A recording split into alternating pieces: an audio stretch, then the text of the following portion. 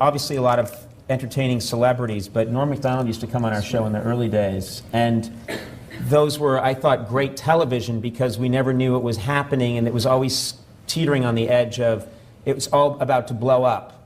It's all about to fail, and it would always end brilliantly. And then he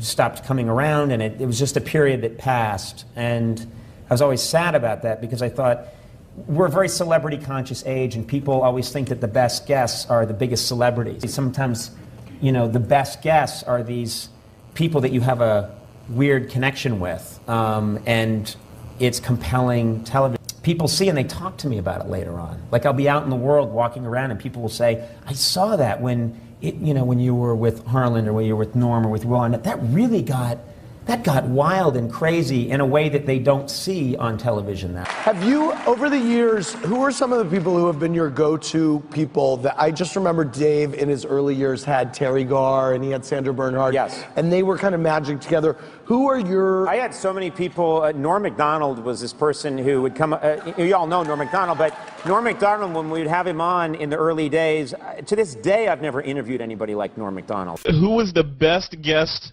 that you've ever interviewed, and who was the worst? I love Will Ferrell. I also love Norm Macdonald because he comes on and his stories are all invented. None of them are real. They're all old farmers' daughters jokes. And he pretends he'll come on. I'll say, "What's up, Norm?" He'd be like, the other day I was walking down the road and a pirate comes up. I'm like, "What?" Yeah, a pirate comes along, and he's got 3 pigs with him. One of them is wearing a hat, one's got a pipe, and then it's just a complete waste of everybody's time that's absolutely delightful and hilarious. And so I love him. Your favorite guests are always like the Bill Burr, Norm Macdonald. This might go off the rails really fast. Type of guys. Yeah. I mean, Norm Macdonald, one of the great talk show guests of all time. He invented something that Norm Macdonald invented this amazing thing that I've never seen anybody do before or since. It's kind of like he split the atom. It was that revolutionary. Norm would come on and he would, instead of telling you a real story, like if I had you on the show and you're like, "Hey, Bill, tell me, well, and remember I was living in Chestnut Hill once," and you would tell a real story about what happened to you in your life. Norm tells old jokes as stories that happened to him. Yeah. So I'd be like, "Norm, what are you up to?"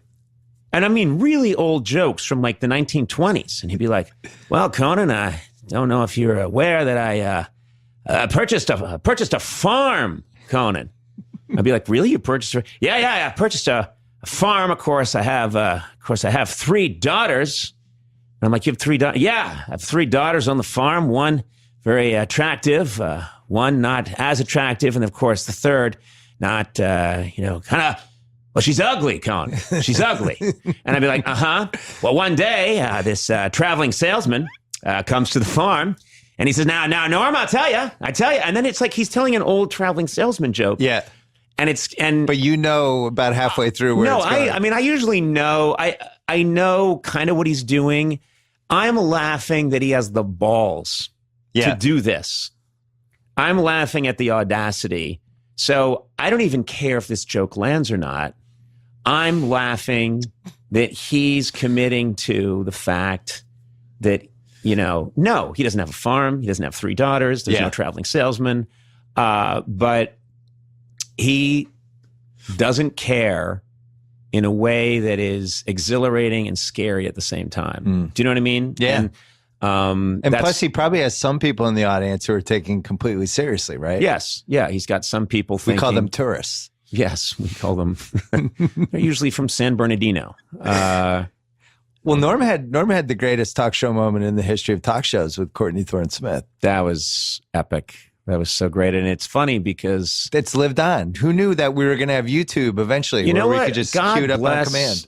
God bless YouTube. I had no idea when those things were happening. I thought, we're talking 1993, 94. When those things were happening, I thought, what did I know? I just thought if you were up and you saw it, That means you saw you saw an amazing thing happen. And if you, and then maybe if I get to stay on the air long enough, we'll have a 1-year anniversary show, and maybe you'll see it then. But if you're not there for that, it's gone.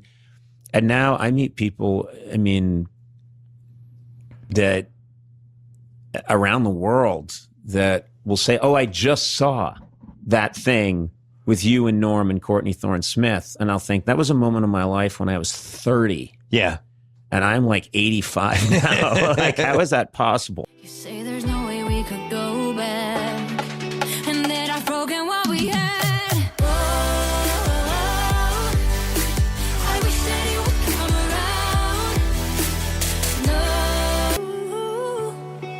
around. No. You are making a movie with Carrot Top, right? I made a movie with Carrot Top. Okay. She left Melrose Place to do a movie with Carrot Top? That's where I'm going, my friend. What's the movie going to be called? Really? I know what it's going to be called. Yeah, what's that? If it's got Carrot Top in it, you know what a good name for it would be? What's that, Norm? Box Office Poison. She's in it. What about my career? Courtney Thorne Smith, the girl sitting to your left, is in the movie. I'm going to go see it for fun. Well, there's this 2-hour season finale of Melrose Place. There's this movie coming out. Yes. Title undetermined at this point. Chairman of the board. Oh, all right. Do something with that, you freak. I bet the board is spelled B-O-R-E-D.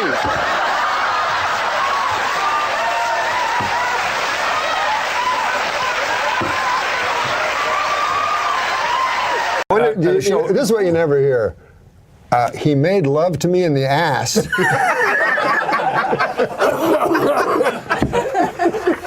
That is true. You never hear that. Odd.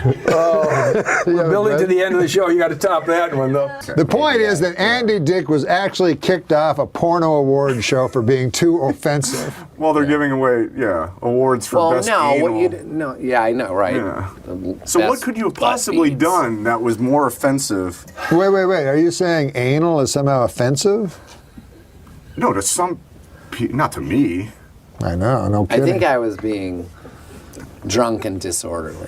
I must see that video I was going to show you where the girl shoves her foot up that dude's asshole. I can't get that vision out of my mind. I remember it, yeah.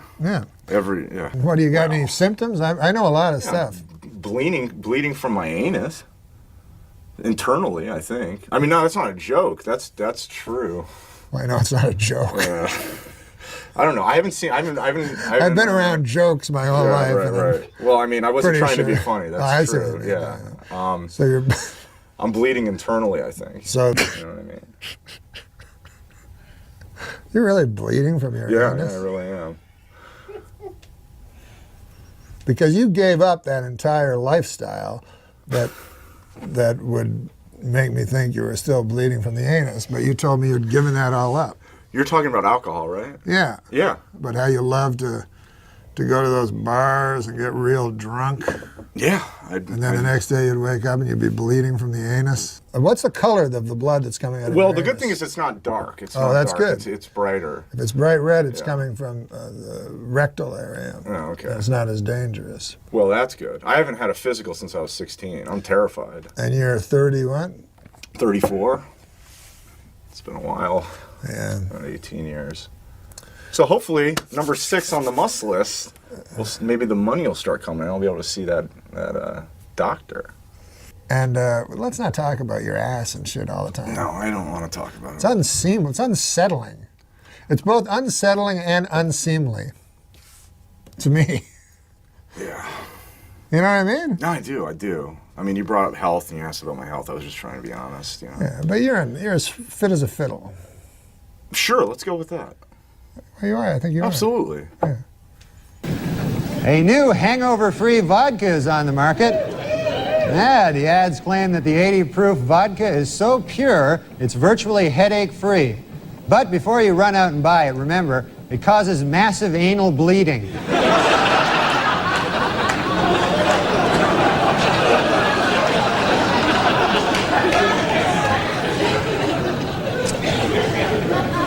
Well, troubles continue for New York Senator Alphonse D'Amato. A week after offending many Japanese Americans with his impression of Judge Lance Ito, the senator entered a New York hospital complaining of mild chest pains this week. Attending physician, Dr. Hikuru Akosaki, examined the senator and found nothing serious, then performed a 6-hour rectal exam just to be sure. At the Davis County Jail in Utah, a judge has ordered that 17-year-old Wes Howard be placed in the general prison population after he complained of being unfairly segregated from the adult inmates. The judge came to this decision over the strenuous objection of Wes Howard's ass.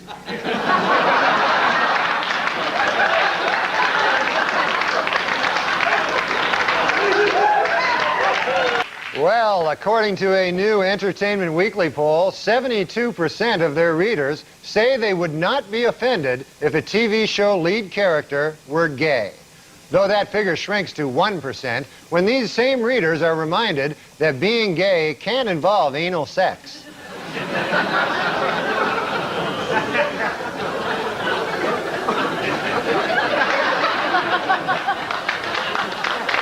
You know, it's always like, hey, my dad, anally raped me or something, you know? I mean, who of us haven't been anally raped by their fathers? I mean, really.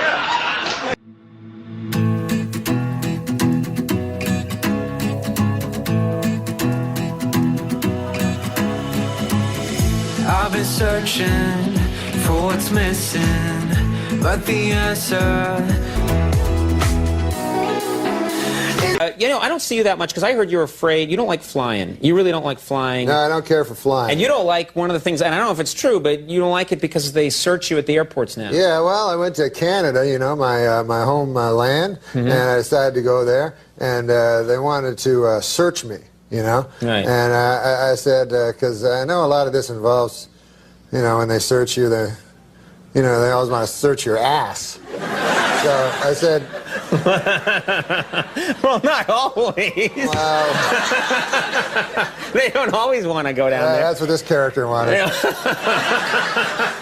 He thought there was something suspicious looking about my ass. So he's like, I go, well, when we go in the back place there, you're going to take me in the black place. Are you any chance you're going to search my ass? And because I don't even want to know what's in my ass. Yeah. So he said, well, yes, sir, that's what we will be doing. So I said, you know what? I don't care for Canada that much.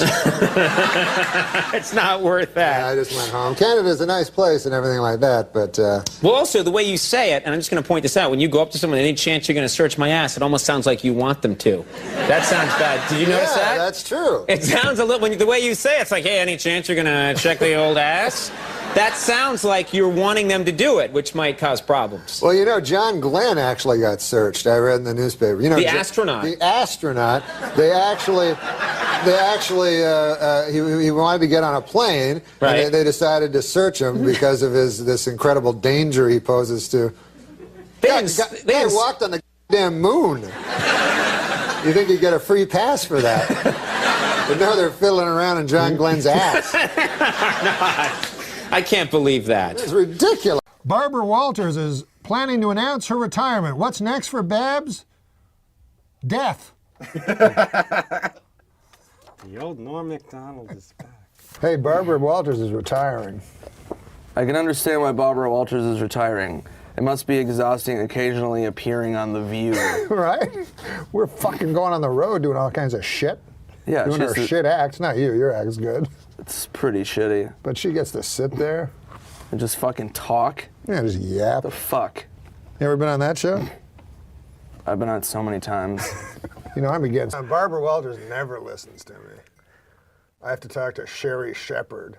Fortunately, we share views on dinosaurs.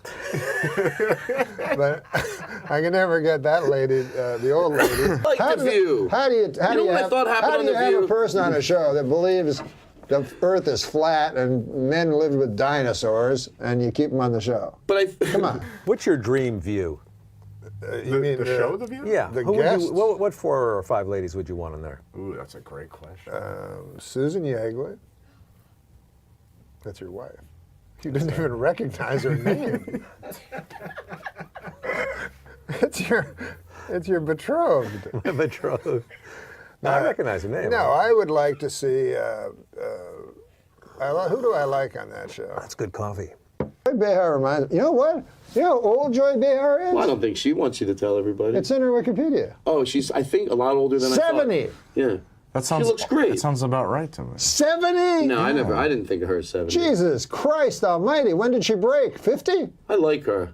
I like her too. She reminds me. She reminds me of like your old aunt or something. Yeah. With her funny opinions. You know what I mean? The View is a bunch of fucking. What kind of henhouse horse shit is that? Oh, I saw one in the bathroom. I went to use the bathroom. Oh, I threw some. I threw some in the garbage. In the Don't tell garbage people that. That you threw all the racist ones away. And then one other one that was about the View, because it was. Did you go through the garbage and find the old joke? When there's a joke, it was in the garbage, and there was one. Yeah. I just went. It was clean. It was sitting on top of paper towels. So I pulled it out.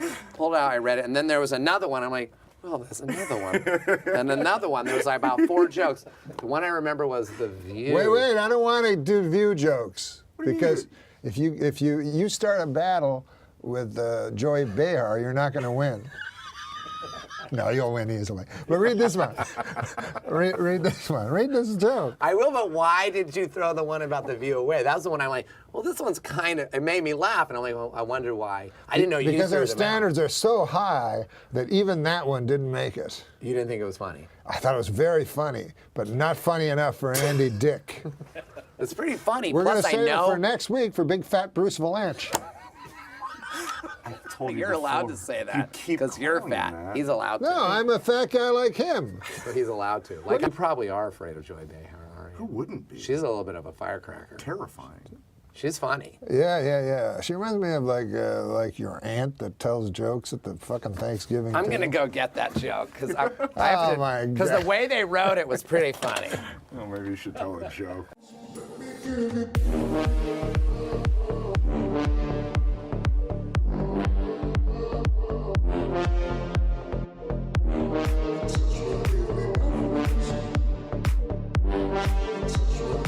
At the end there. Okay, now we'll see this joke. This It made is me a laugh joke. again out loud. This just is reading this it show. to myself. This show is so high quality that we take jokes from the dustbins. Well, you said that this is very funny, but not funny enough. Not funny enough for Andy Dick, I felt. Well, I thought it was fun. Well, I am a fan of The View because Sherry Shepherd is a good friend of mine. Sure. And I've been on The View a lot, which is weird. Yeah. Because I'm on The View. Daphne Aguilera was on The View. Oh, really? Did Daphne Aguilera, he didn't rub your cock on like... Okay, come on. This is what we're trying to get away from. Sorry. And by the way, every time I'm on The View, Barbara Walters will not be on The View. Is that right? Yeah, she won't be on it with me. And it has to be the pre-taped one. You know how they're live except for she won't do it. And they always have to do the pre-taped one. Filthy old bag. Barbara Walters announced that she's retiring from The View. Well, actually, she announced it 5 years ago, but no one could hear her over those yammering bitches. See? Amazing that worked after that giant build-up. Oh, I know what you're excited about. Yeah. 1 week. One week until what? Till my 1 year of sobriety. Yeah, he is an alcoholic. Yeah. There's no shame in it. No. But but the good thing about it is you've been sober for almost a year. Yeah. And in 1 week you get a chip. Yep. It's an amazing fact that you've kept sober because I understand people go back to the booze when they have trouble with that. It's tough. Thank you for noticing. It is tough. We work hard, but it's exhausting work, but we try and have fun. We keep it light. Like last night, Brent and I pulled that prank on you. Oh yeah, it wasn't funny. Yeah, well, it was a little funny. Not funny at all. I beg to differ. We have video. Beg to differ is a thing that mostly gay men say. I think it was a hilarious prank. It was a stupid prank. It was funny. The classic. He's going to put the shaving cream on his hand now. And now I'm going to go in with the feather.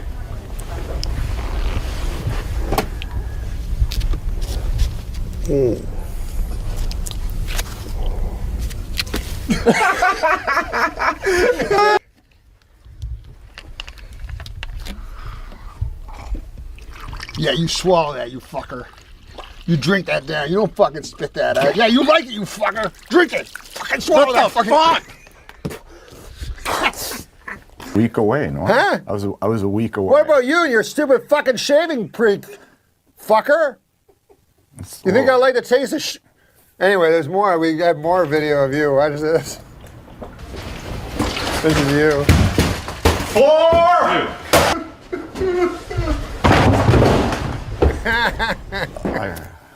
I gotta call my sponsor. We got a sponsor? No. My sponsor, Argus Hamilton. Oh, that's guy. Your sponsor. Yeah, my sponsor. Fuck that. Is there any more of that vodka left? No, you don't want vodka. Come on, man. One day at a time. Oh, fuck that shit. One It's too late day. for that. I don't know. Do you think it's cocaine? Yep. Well, you're partly right. It's cocaine, and it's also a lot of baby laxative. So you might watch it. It burns like hell. Just give me a couple. Last week on Larry King Live, Marlon Brando made the shocking statement that Hollywood is, quote, run by Jews. In response, outraged Jewish organizations made it snow in New York in April.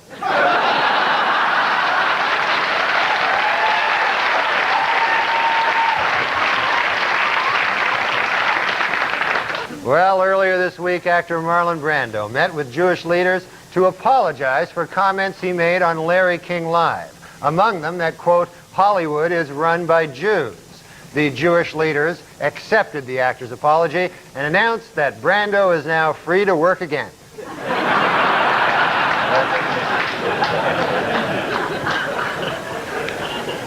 While in England, where he spoke at Oxford University, Simpson had defended actor Marlon Brando's criticism of Hollywood Jews. Later, from his island hideaway, Brando sent O.J. a telegram which read, "You're not helping."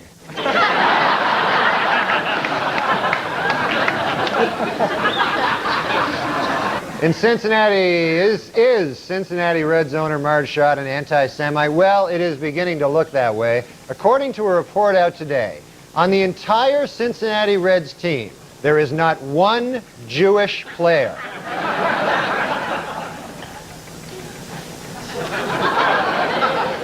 A group of Orthodox rabbis declared that other branches of Judaism are, quote, not Judaism at all, thus challenging the religious status of millions of American Jews. This week, that statement was rejected by Reform leader Rabbi Don Schonstein, who said, quote, our legitimacy as Jews flows from the richness of our Jewish lives, the strength of our Jewish communities, and most important of all, our deep and abiding belief in Jesus Christ. You say there's no way we could go back, and that I've broken what we had. Whoa, I wish that you would come around. No. Finally, folks, next week, Jews everywhere will be celebrating the holiday of Yom Kippur, or as non-Jews refer to it, Wednesday. Gentleman with his hand raised in the back. Yes, excuse me. Hi, Kevin. Could I borrow your notebook? I didn't bring. Thank you. Dave from Basketball Digest. Kevin, KD, why do people call you KD? Can I call you KD? Or? Yeah. Okay. My first name is Kevin. Right. And my second name, my last name. My second name. My last name is Durant with a D. KD? This year, what percentage do you plan on giving on the court? 90, 95, 100, 110? What are we looking at? 110. 110? 110. I just got off the phone with the Dolan family, and they said that they're talking to the commissioner now. They're looking at working a contractual deal that will allow you, when you're not playing for the Nets, days off, you'll be able to play for the Knicks. Comments? All right, Dave, that was the last one. I'm sorry, was that a comment? That was it. How about you? Do you have a comment? wrap it up. Okay. I'm being told my time is done. Have a great year. What about the Pelicans? When you guys play the Pelicans, does it kind of make you giggle? Yeah. Okay. All right. That's all I got. That's it, everybody. Thank you. Good night. Okay. Good job, Dave. I have to go make some calls now. Tough act to follow. We'll go to Brian Mahoney, Associated Press. You let anybody in here. Hey, I heard that. Is this a really good question, Norm? Here's a familiar face for you, it's a Blake. question from Blake's good friend, Norm. No, Blake, it's fun watching you this year. Wasn't it cool? Yeah. Thank you. And I was wondering, like, there's a kind of a curse with Rookie of the Year. Nobody's ever repeated it. I didn't think about that. Well, I'll try as hard as I can next year, but All right, man. I don't know. Thank you for that question, though. That's going on top of the goals for next year.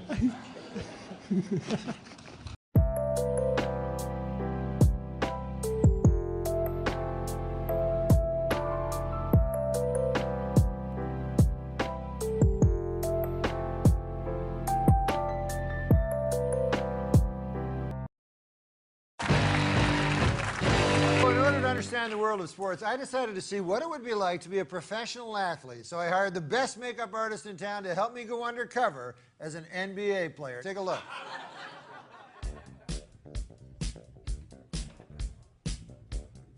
Hey, Alexi.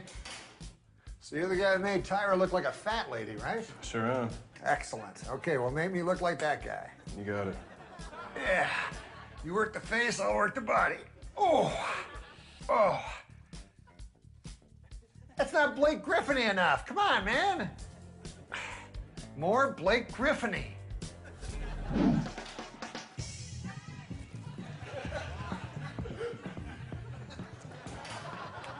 Now I'm going to find out what it's like to be Blake Griffin. First, I'm going to fool his teammates. Stupid door. I'm Blake Griffin, and you are? Your good friend and teammate, DeAndre Jordan. Oh, my good friend DeAndre Jordan, of course. So what time's rehearsal? You mean practice, right? Yeah, practice. What's up with your voice? What's up with your voice? Ah! I'm open!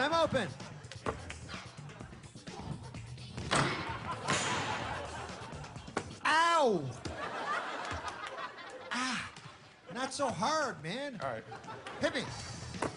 Sky hook.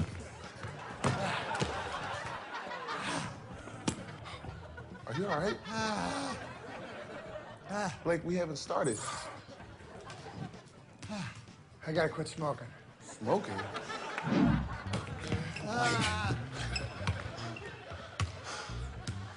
What's up with you today, man? Still got my defense.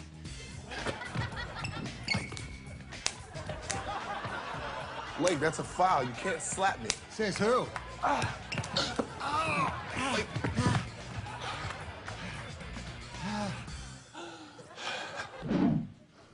I got an idea. This always works.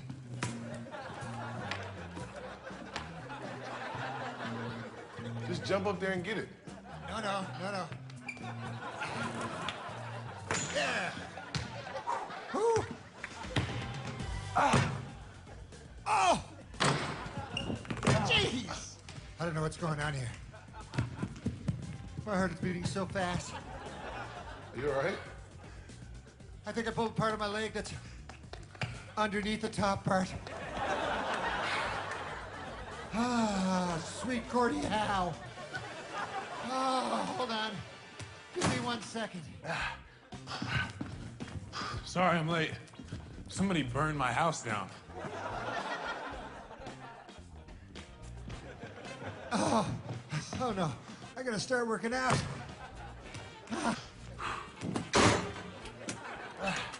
Stupid door.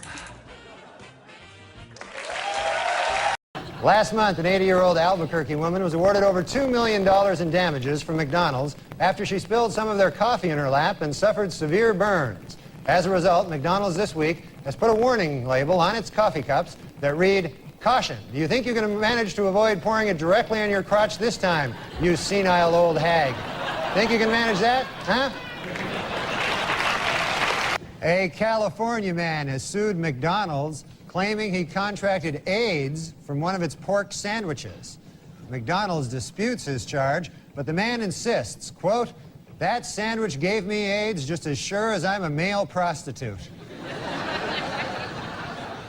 While at a local town meeting in Montpelier, Vermont last week, representatives from the McDonald's Corporation, who want to put a restaurant in a historic district, were booed by angry residents. But they were cheered by the town fat guy.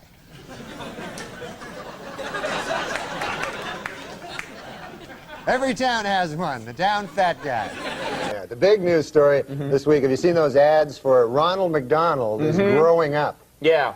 And they have him in a discotheque and stuff. And they show him in more adult situations. Right, Yeah. he's trying to grow up. Now he wants to be called, he insists on being called Ron. Really? The Happy Meal now consists of a big bottle of whiskey.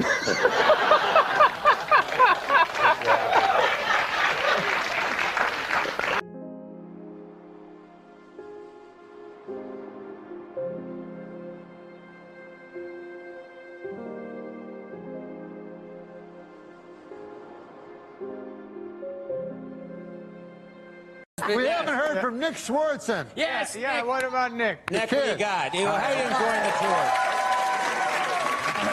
My favorite, going back to that text thread, and it was the last show at Mohegan Sun, and we were exhausted, and so we all slept in. And I woke up at 11 a.m., and Norm had texted everybody at 8 a.m. He goes, it was. And you go, hey, anybody want to get breakfast? And we were all asleep, we were tired. And we all woke up at like 11, and then I text everybody, I'm like, hey, does anybody want to get breakfast? People were like, yeah, let's go eat. And then Norm got mad at me for like 2 days. He was like, I had the idea for breakfast. He goes, you took my idea for breakfast. I thought of that 6 a.m. I thought of that first. That's my idea. Breakfast is from my act. These showbiz folks get up. These showbiz folks get up late. Yeah, all right. I get up early. I get up so early, I wake up the rooster. Okay. I'll tell you, I have so many Norm stories, but this is one of my favorites. And I was on tour, me, Sandler, Spade, Rob Schneider, and Norm was kind of like the wild card. He would pop in for certain dates. So we're, I believe Mohegan Sun in Connecticut, and we're backstage. Everyone's in Sandler's green room talking, shooting the shit. And me and Norm are in the hallway hanging out. And I don't know why I did this. This long hallway, and this guy walks in. Way down the hallway, walks in the door. And I'm like looking, and we're always kind of suspicious about people that come backstage. And I go, I think that guy's a gun. And Norm goes, what? And I go, I think that guy's a fucking gun, dude. And he's like, oh my God. And he runs into Sandler's room and he goes, there's a gun. There's a man with a gun. And I was like, no, there's not. There's not. I was, no, I'm joking. There's not. And he goes, no, next to there's a guy with a gun. And Sandler goes, what the fuck? There's a guy with a fucking gun? And Spade's like, oh no, what the fuck? What's going on? And I'm like, no, there's no gun. There's no gun. I was making like a joke just for Norm. And Norm's like, what? How's that a joke? And I'm like, I don't know. And Sandler was like, what the fuck is wrong with you? And I'm like, I don't know, man. Spade's like, yeah, real cool, man. And I'm like, I'm just gonna go to my room. And Norm's like, yeah, I thought there was a gun. I'm sorry, Nick said it. And I'm like, good Lord. Real buzzkill. And the guy walked past, it was a security guard. But yeah. So he really did have a gun. He didn't have a gun, but he just looked like somebody that would have a gun. Do you remember the time you called me up one day? You go, hey, what are you doing? And I'm like, I'm watching baseball. And you're like, can I pick me up? And I was like, I don't drive. I go, I'm already at the bar. I already had a couple of drinks. I want to drink and drive. I'm like, it's not far from you. I'm like, you want to just take a cab? And you're like, yeah, all right, I'll meet you in a couple minutes. So I'm like, okay. So I wait. I watch a full game. I watch another full game. I watch half of another game. It's 8 o'clock at night. And I'm like fucking hammered. I leave the bar. Norm's walking into the bar. It was noon when he called me. It was 8:30 at night. It takes and he me. goes, I know. where are you going? And I'm like, I'm fucking hammered. I'm going home. He's like, I just got here. And I'm like, I know. You're 8 hours late. Like, well, have a fucking beer. Right? Being weird. I'm like, I'm not. I want to go. It does. I can't walk or see. It takes me a long time to get stuff. It does.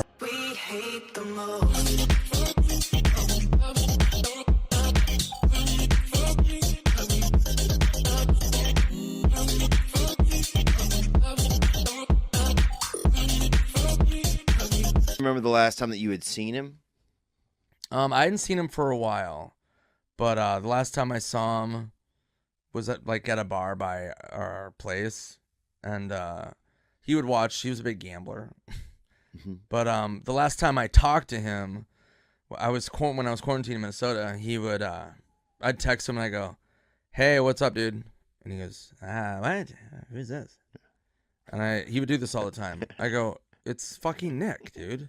He goes, Nicky, what are you doing? And I'm like, nothing, I'm quarantined. And he goes, you didn't stand up? And I'm like, no, the fuck? I wasn't doing stand up. And he goes, what's your plan? And I go, I don't know, I'm going to kick it here, and then I think I'm going to go to Key West. And I go, I might just retire, though, and just move to Reno and just get like a residency, and then I'll just live in Reno and just work there, just be like an old comic. Yeah. And he goes, the sort of God, he goes, that's a good idea. And I go, yeah, I don't know, whatever. He goes, no, maybe I'll join you. We'll both headline Reno. And I go, dude, Reno's fucking a mess. I go, no, I don't want to do that. So I go to Key West. A month later, he calls me and he goes, hey, what are you doing? And I go, I don't know, I'm in Key West. What's up with you? And he goes, when are you going to Reno? And I go, dude, that was a joke. I'm not moving to fucking Reno and retiring as like a comic. And he goes, fuck, I thought it was a good idea. And I'm like, no. And so that's the last time I talked to him. And then his closest friend, Lori Jo, I hit her up after Norman passed, and I was like, hey, are you doing okay? And she goes, one of the last things before Norm died, one of the last things he talked about was moving to Reno with you. No. Yeah, and I go, are you serious? She goes, yeah, he was like, he really wanted to do that. And I was like, oh, and then that made me cry again. And yeah, it was just, that was Norm. It was awful. Damn. Tell us about it. It's the rules. It's how to capture a man's heart, and it's for women. And it says all these rules that you have to follow, and you will capture a man's heart. And the rule number 1: have huge breasts. Yeah, that guy likes it. Yeah, because apparently men love women with huge breasts. They do. They like that. Newlyweds Tommy Lee and Pamela Anderson had their first argument this week. He wants kids, while she wants fake kids. Pop singer Madonna was outraged this week when a tabloid photographer snapped her picture while she was breastfeeding her new baby. Apparently, the baby was blocking her nipple.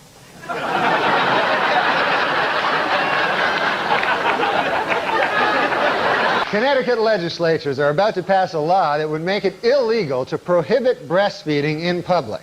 Then, hopefully, these legislatures will also change the fascist law that the person being breastfed in public has to be a baby.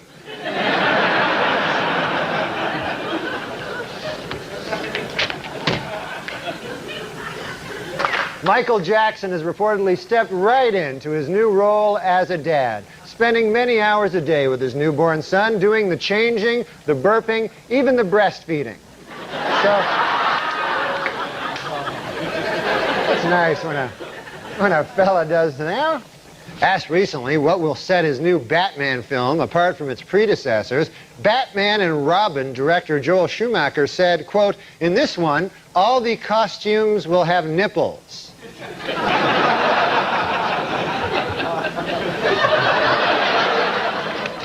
Note to self, do not watch the next Batman and Robin.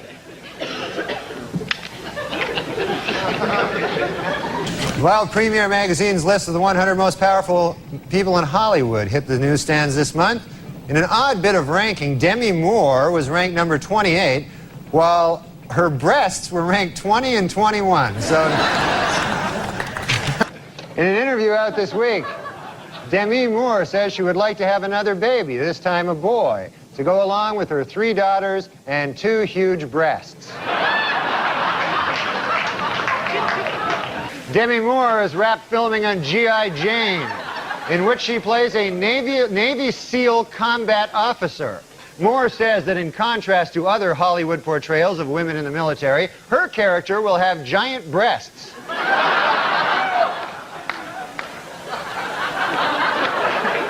Actor Bruce Willis is filming his next movie, The Broadway Brawler, in Wilmington, Delaware. Meanwhile, his wife, Demi Moore, is taking a break from movie work, saying she wants to spend more time with her huge breasts. I'm scared of letting go, go, go. I'm scared of letting go, go, go. I'm scared of letting go, go, go. I'm scared of letting go of everything and scared of letting I think it's attractive. I like Anna Nicole Smith. Oh, come on. You don't like her? Come on. You don't like Anna Nicole Smith? Come on, she's gotten heavy. He's putting me on. No, I'm not. I saw a picture of her recently where she was really, really fat, where she didn't look good. Right, but you're talking about years ago when she was thin. Oh, okay. Not that long ago. Yeah, a couple of years ago. So you like big breasts? Yeah, I like big breasts. Does your wife have big breasts? She has normal size What, breasts. C cups? I don't know. I hear you talking about those. I don't follow those. You're in bad shape. Do you like Sally Struthers too? Oh, I did. You yeah. did, right? Yeah, that's your type. Oh my like God, blonde I and love buxom. Sally Struthers. Not anymore though. What? Well, What? you don't like her anymore. No, I don't like her with the flies around her. It's kind of a turn off. Judge Lance Ito this week barred all potential jurors from reading Faye Resnick's controversial new book, Nicole Brown Simpson, Diary of a Life Interrupted. The judge also barred them from reading Faye Resnick's other new book entitled Judge Lance Ito is a Big Fruit. And now it's time for Weekend Update's movie reviews. This week I saw Interview with the Vampire. And here's my review. Not gay enough.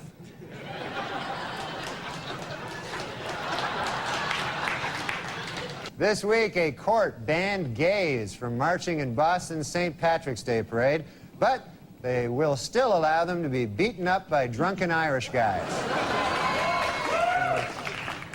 I'm afraid to know what you're applauding at there. Okay. Meanwhile, Elton John continues to deny rumors that he is engaged to his tennis racket.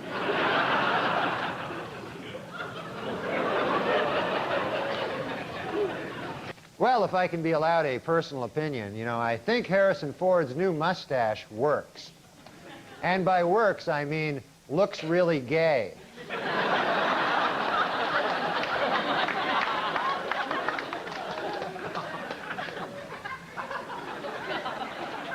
In overseas news, an attempt to lift the ban on gays serving in the British Armed Forces has been defeated in Parliament.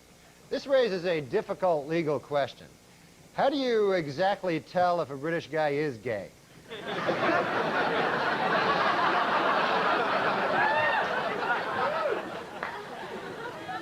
In an interview in this month's Vanity Fair, actor Tom Cruise attempts to end once and for all rumors that he is gay.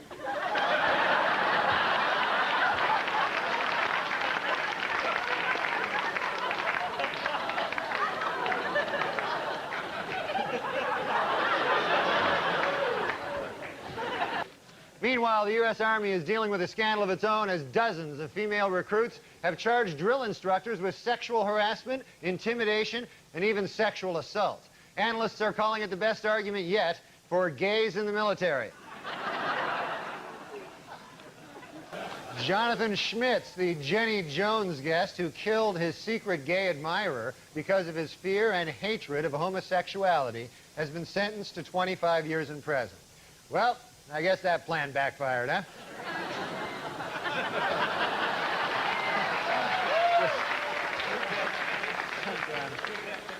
And it's been reported that Keanu Reeves is engaged to actress Amana Amanda Decadina asked to comment. Keanu said, "What? I thought I was gay. I'd always heard I was gay. Beginning in March, DC Comics will change Superman's traditional red and blue costume to a new form-fitting bodysuit. The problem with the old costume? Not gay enough.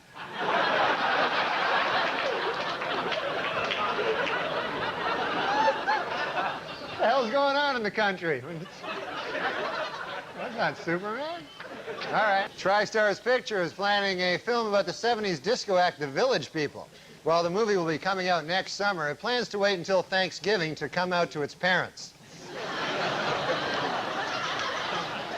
The artist formerly known as Prince says he now wants to be known as simply the artist. Meanwhile, I will continue to refer to him as simply the fruit.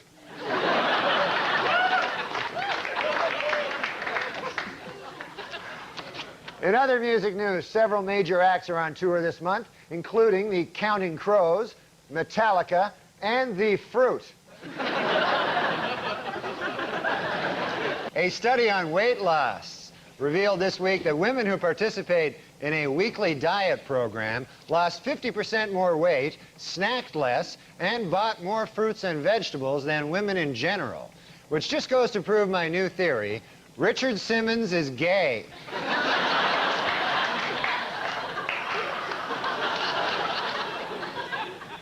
Our top story tonight. This week, after months of speculation, sitcom star Ellen DeGeneres finally admitted that, yes, she is gay.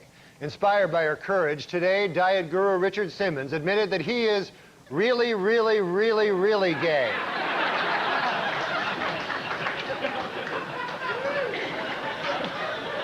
But here's the problem with taking pictures. Yeah. Photographers are largely flamboyantly gay. Right. And so then when they take, a good look for them is a flamboyantly gay look. Right. So when they take their picture, your picture, you know, they want you to look flamboyantly gay, and then you're like, can I look a little less flamboyantly gay? And they're like, no, this is good. I'm like, I'm wearing a dress.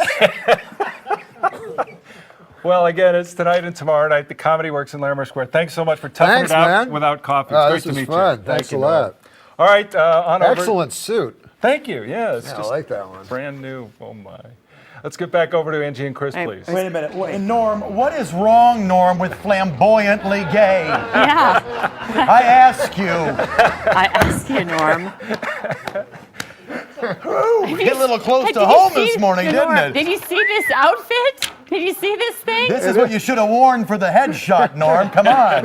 Panache. It is cool. Huh? Come on. You wore that between what he's wearing now and ending up in the dress. That was halfway. It is cool. Norm could have worn this. Oh, yeah. Wow. Hey, Johnny Weir called. He wants his outfit back. Oh, hey now. He's talking to you, too, not me. I don't know who he's talking I don't to. know. Maybe he's talking to me. Because Johnny Weir would look fabulous in this. Look good in either one of these outfits. Yeah, see.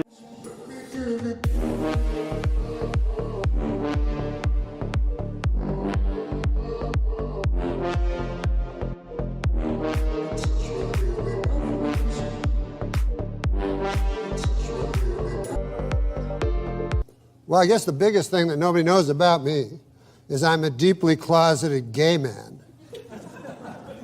What? I mean, that's, you're a gay man? I'm not gay. I said I'm deeply closeted. I'm as straight as an arrow. What's something people don't know about you? I'm a deeply closeted gay guy. No kidding. Well, I'm not coming out, though. Wait a minute. What are you revealing here today? I'm not revealing anything. I'm saying I'm deeply closeted. Well, that means you're gay. Well, I wouldn't say that. Why would I say that? I'm deeply closeted. So you're a gay man who won't admit it? No. Do you know what deeply closeted means? Yeah. It means a man who will not acknowledge that he's gay. Yes. So I'm telling you, I'm not gay. No, but that means you're very, very gay, but you don't want to come out. You're so closeted. That I refuse to say I'm gay. Right. Exactly. But doesn't that mean you're gay? Hey, easy, buddy. Oh, this book will reveal much. You know, on your last show, I came out as a deeply closeted gay man. Yeah. And I'm not gay. But David, on one time, and this is a true story, and Dave, you'll attest to this, bought me a beautiful leather jacket. Oh, that's right. Well out of my price range. Now, I'm no one to take charity. I'm not one to take charity. I'm saying I sucked him off. Surprise ending. You're making me out to be Hal Holbrook over here. Interesting story, I say, this week is that right on Rikers Island, they banned like 2 months ago. They banned pornography, any porno magazines from the prison, you know, because I don't know why they did it, but now I just read the headline. Sure, you don't need to know that part, right? Who cares about that part, right? But now they had to bring it back this week, so they had a compromise. They're allowing one porno magazine. Only one? Only huh? one. Yeah. Unfortunately, the porno magazine that they're putting in is Hairy Guy's Ass Illustrated. Really? Yeah. Well, if you're going to only allow one, I would think that's the one, you know, probably. It's a good magazine, though. It is a good, you know.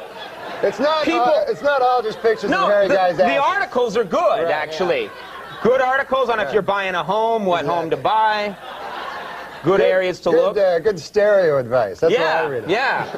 Killer crossword puzzle. It's just a good publication. All right. See, I just read it for Hairy Guy's ass. Well, see, that's you, Andy. Just people are all different. He was telling me before the show, last week he went to the Hairy Guy's Ass Mansion.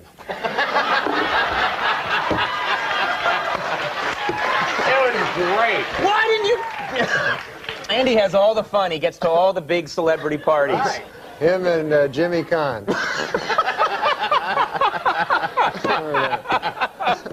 All right. So you think Dole is what? I don't know. You don't care anymore. I do like that he picked Kemp. I like Kemp. Oh, yeah? He had a strange thing. Did you hear that quote he said? He said he's closer to minorities than the other candidates because he says he showered with a lot of black guys. Did you hear that? What? He says because he used to be on the Buffalo Bills. That's right. He was a football player. Is that true? He said that? Yeah, he said that the other day. He said he has a closer feel for the minorities because he's showered with so many black guys. But, you know, I don't know if that's how you want to pick your presidents, right?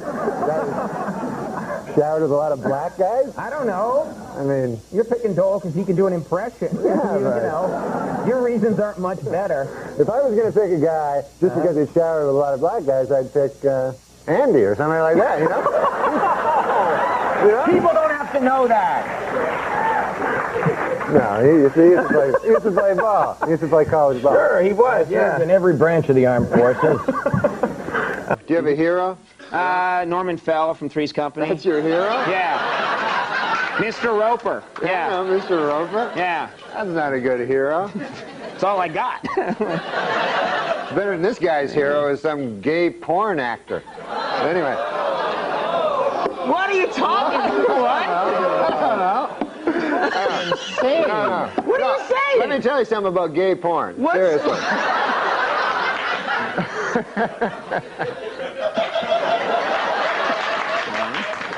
It's fine. That was a long one. Okay. No, I'll tell you something about gay porn. Seriously. Okay. That doesn't mean a guy's gay. I'm not saying that. Because a guy watches gay porn all the time. Cut to a single. Just of Norm. No, really? Gay porn. I enjoy gay porn. I'm not gay. Gay porn is a genre that just cuts across all demographics. You know? Young people, old people, straight people, the gay people enjoy it. Everybody likes gay porn. But this guy really likes it. No, I don't know. I thought I heard patriotic music playing behind that speech. No, that's not what I meant to say. I meant to talk about Bob Dole. This guy's my hero. First ruined my reputation, you know. I'll Just tell you in something. passing. This guy is not gay. If anybody's not gay, it's this guy. Oh, I'm so... Seriously. I am so totally straight. Oh, yeah. No, you are. Oh, I love the ladies. No, he does.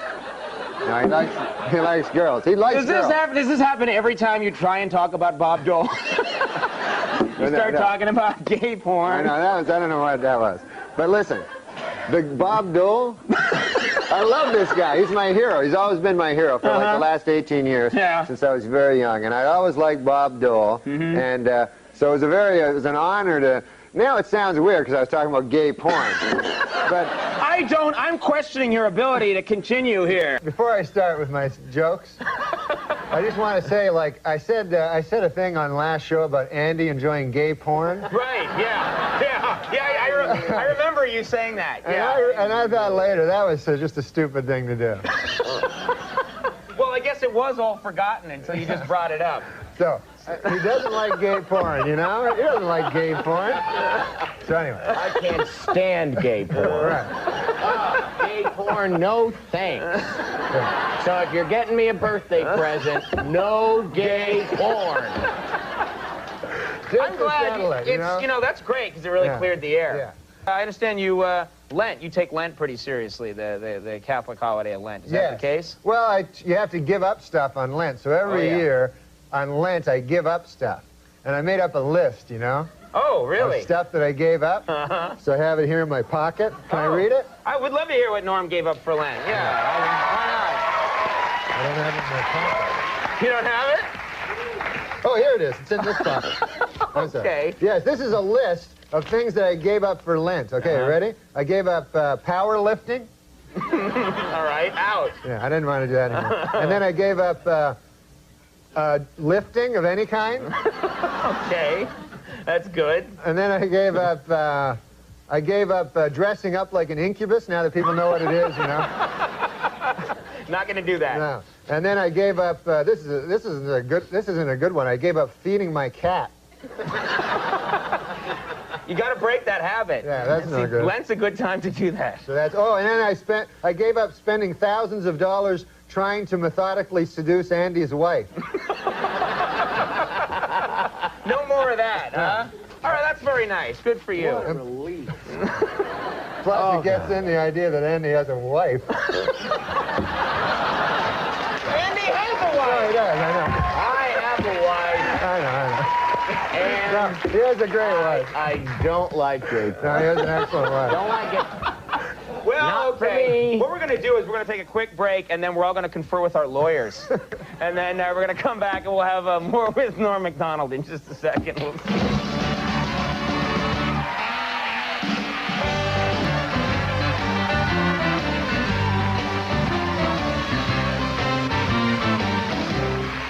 All right, we're back, everybody.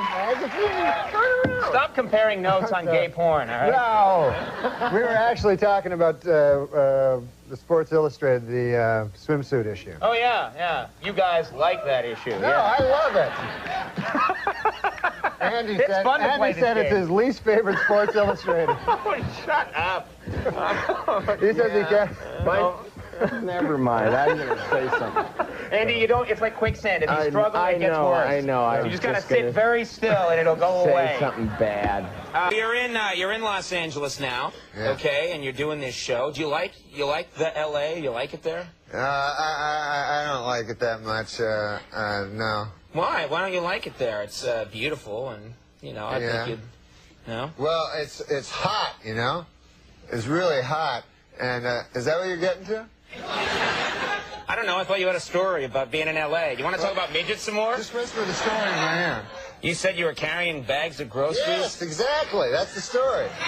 But it started off with it was hot in L.A. And this is a bad, lame story. But... So let me get this right. You can't remember it. We just revealed that we talked about it in the hallway beforehand, and now you're telling people it sucks. You want to go for it? Yeah, I'll tell it. Yeah, it's not...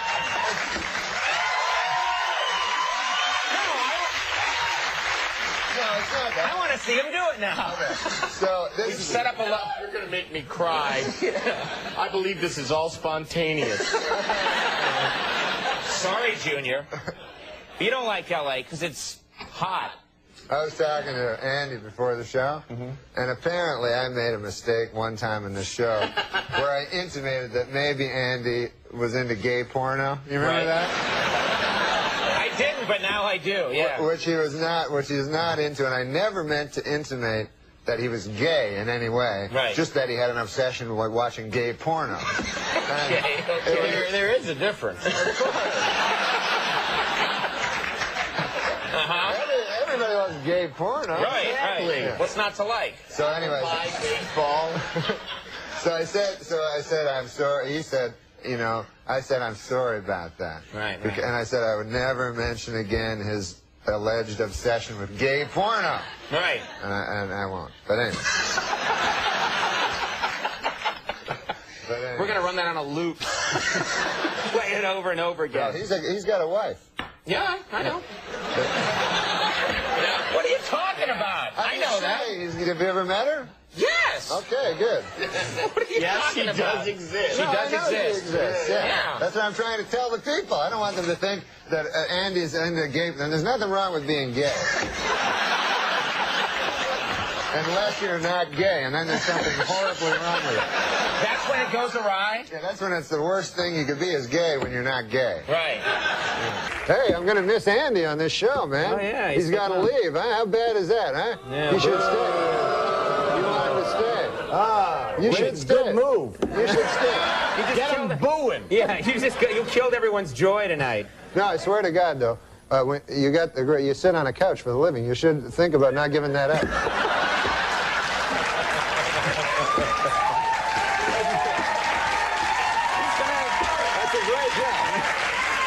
That's a great job. You sit on a couch, and you sit on a chair. It got to be too much, though. I'm looking to lay down. Got to tone it down a bit. No, but you're a great man, and I'm going to miss you on the show, man. You're a great man, isn't he? Thank you. Great. Maybe he'll change his mind. Maybe. I keep asking him. Yeah. He's like, nope. Maybe if the internet, they start like writing "Save Andy," you know what I mean? It's not save him because he's leaving. His choice. Yeah. That's the hard thing. Straight to the heart. I went a long time acting like I wasn't broken apart by you.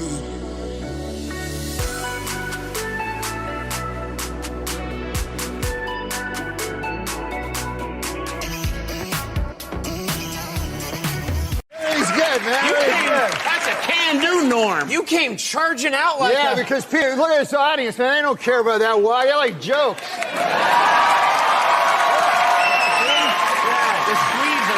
They got flags. They got flags. Yeah, they got flags, and they're scoring you. You've got 3 9s and an 8 so far. Wow. For your Where entrance. are you guys from, man? Oh, sweet. That's Sweden? Yeah. God bless you, man. Everything's good about, you know, you're an Irishman. Me mother, she was orange. Me father, he was green. It was the biggest mix-up that you have ever seen. I'm Scottish. I'm a Scot.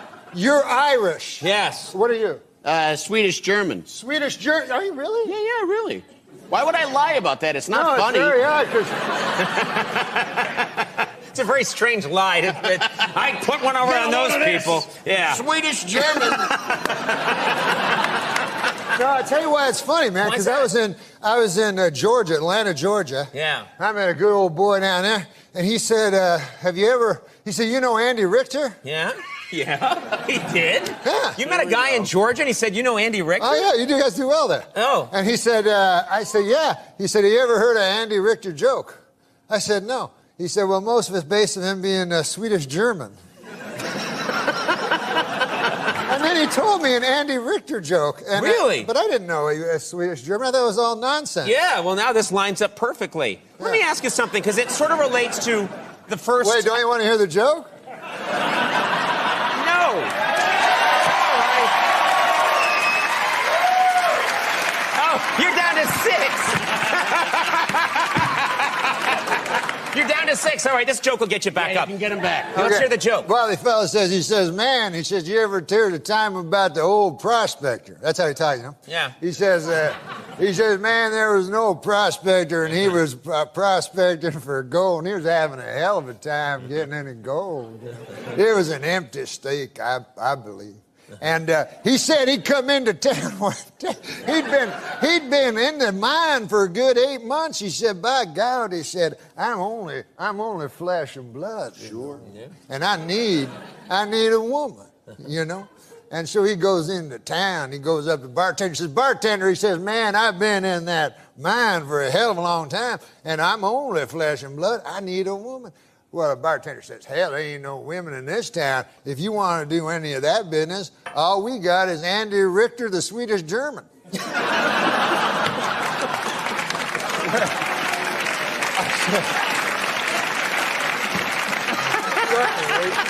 The prospector, he says, no, he says, hell, I ain't into that funny stuff, you know. He says, I'll be fine. So he goes back to his state, you know, and he's back in that mine, man, and 6 months passes, and a year passes, and Conan, you know, people are weak. Man is made of flesh and pride, as the scriptures tell us, and by God, that old prospector finally broke to his knees and he said, I'm no worse than he went back to the bar. He was a beaten man. He says to the bartender, he says, hell, man, I've been in that place 2.5 years. A man has needs. And if you say there's no women in this here town, he says, well, I'll have to go for Andy Richter, the Swedish German. But he says, listen now, he says, man, I'm a tough old hombre, you know, and I got friends now. He says, I don't want anybody to know about this. You know, this is back in the old days. Sure, yeah. He says, I can tell by the accent, yeah. He says, I got my cowpoke friends and so forth. I'd hate to hell anybody know about this. You know, this got to be all secret. Nobody. I say, nobody can know about this. Bartender says, well, 4 people will know about it. How do you figure that? He says, well, he says, I'll know about it. He says, you'll know about it. Andy Richter, the Swedish German, will know about it. And the fella that has to hold down Andy will know about it. Why?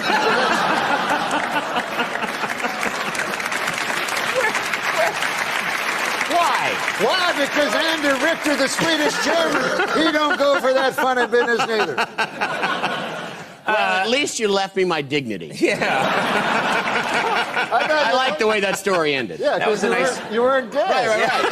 Well, but that's not beside the point. You were raped. No, it's more.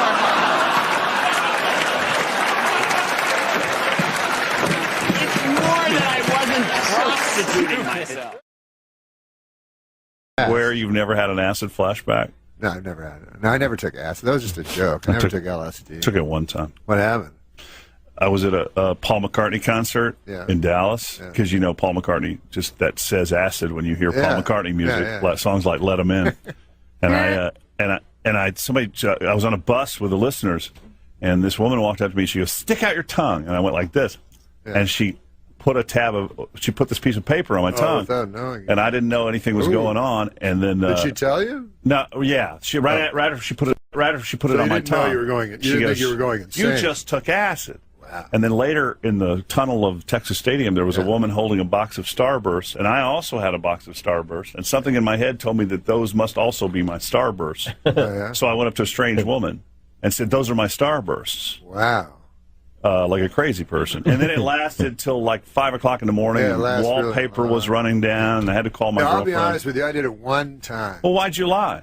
Well, because I don't want people think I did LSD, but I did it one time, and so I laid down on my bed. I was just a young boy, and I looked up, and anyway, it was a hanging plant for some reason in my room. No, there wasn't. And in the plant came the face of Jesus. You know, the countenance of our Lord and Savior, Jesus, the pale Nazarene, suddenly showed up in my hanging plant. So I was like, oh, man. I was like, well, I'm on LSD. This must be like just a crazy trick of my eye, an optical, thing. And then I thought, wait a minute. What if it's just a coincidence that I'm on LSD and Jesus is showing up? That would be bad luck for me. You know what I mean? I get absolute proof he exists, and then I ignore it, thinking it was the acid effects of the acid. So then I'm in a quandary. I'm stuck in a quandary. I don't know if you guys have ever been stuck in a quandary. But not while I'm on acid. So, anyways, my quandary was it fixed itself because Suddenly the face of Jesus morphed into the face of Trapper John M.D. You know that guy? Yeah. Oh, yeah. So I was like, oh, that's cool. Which one, though? The one Purnell from Roberts. MASH? Yeah, Or, Purnell okay. Roberts. The actor. And you must have seen it this morning. I don't Lars. think you've ever seen MASH where they go, hey, Trapper John M.D. That's true. That's true. You're right. That's that must have freaked you out when our sports guy came in because he's got that white bearded Oh, yeah, he look. looks like Yeah. Trapper John M.D. There's your flashback. It's too weird when they have the character changes, like it's it's Wayne Rogers, and it's another guy, and you're like, what? He looks different. Like I remember one time as a little kid on Bewitched, suddenly Darren looked all different, because it was a different actor. That's right. But I was just a little kid. But they were so I both was named like, Dick. So I was like, yeah. York and Sargent. So I was like Dick York and Dick Sargent. But as a child, you see, I didn't know anything about Dick York or Dick Sargent or What'd you Elizabeth think? Montgomery. I thought of Darren Stevens and his wife, Elizabeth Stevens or whatever her name was. Sam Stevens. Samantha Stevens. So anyways, when I didn't know Dick York or Dick Sargent, all I knew was Darren Stevens. So when he suddenly changed appearance drastically, yeah, I thought, what's that Endora up to this time? Oh, boy. She was in Citizen Kane? Yes, she was. Yeah, she was in Citizen Kane. She always played, Endora. What about when you Mrs. get Crab? cast? It's tough when you get cast as an old bag. Yeah. And like when you're reading the script, or it even says old bag shows up. You're like, what's this mine? But like they had this show Jake and the Fat Man. So who was William Conrad? William who was, Conrad. he was Great actor. canon. Bill Conrad. Yeah, Bill Conrad. Beautiful man, I hear. Great actor. But he was canon. He was a big star, a big Quinn Martin star. Quinn Martin production? And so he, he was not a man to be trifled with. So if you're writing a script for somebody to be with, and you go, I would like to, maybe a William Conrad vehicle might propel me. You might not want to write, you might not want to title it Jake and the Fat Man. And then send it to William Conrad, because William Conrad's like, what the? I'm pretty sure I'm not Jake. And if I'm Jake, I don't want to be in the show at all, because then it's really gross. But, I love the way your mind Norm works. MacDonald tonight at Cap City and tomorrow night. And All these observations and more. 467-2333. Thanks for being here, dude. Thanks a lot. Listen, God bless in the name of the Pale Nazarene. What? And hey, what about this, man? You know how you're. It's like the Energizer Bunny. I love that. This lady told me this thing. If you're a Christian, you're kind of reviled nowadays in today's society. You know what I mean? Mm-hmm. You're looked at as a joke, kind of. Bill Maher makes fun of you. But let's say you're a lady and you believe in astrology, right? Then suddenly everything's fine. Nobody thinks you're an idiot. Paradise with your body, I don't wanna share. We're making dynamite, explosive love intentions building in the air. Drugs, don't do them. Used to. When I was a boy, young, I'd do anything, LSD. That was about the strongest drug I ever did. Acid. I don't know if you ever done acid, but I remember when I was young and they'd tell me, they go, you gotta be careful with that acid on account of you can do it, and then you have a flashback. Like 10 years can pass, 20 years could pass, and then you get a flashback. So I thought, well, that sounds like a good deal, And I went to my drug dealer, Frank. I said, Frank, is there a drug on the market where I pay you $5? I take the drug, I get high, and then 20 years later I get high again? And he said, yes. And I think of myself as somebody who is good at stretching his drug dollar. But the point of the whole thing is for me to tell you young folk that it's not true at all. Because I have not done LSD since I was a teenager. 10 years have passed, 20 years have passed. Sadly, 30 years have passed. And still, no flat. What a gyp that turned out to be. Just more horse shit by the big acid companies, if you ask me. I don't want to get too political, but If you think Big Acid cares about you, the little guy, they care about their third quarter profits. That's what they care about.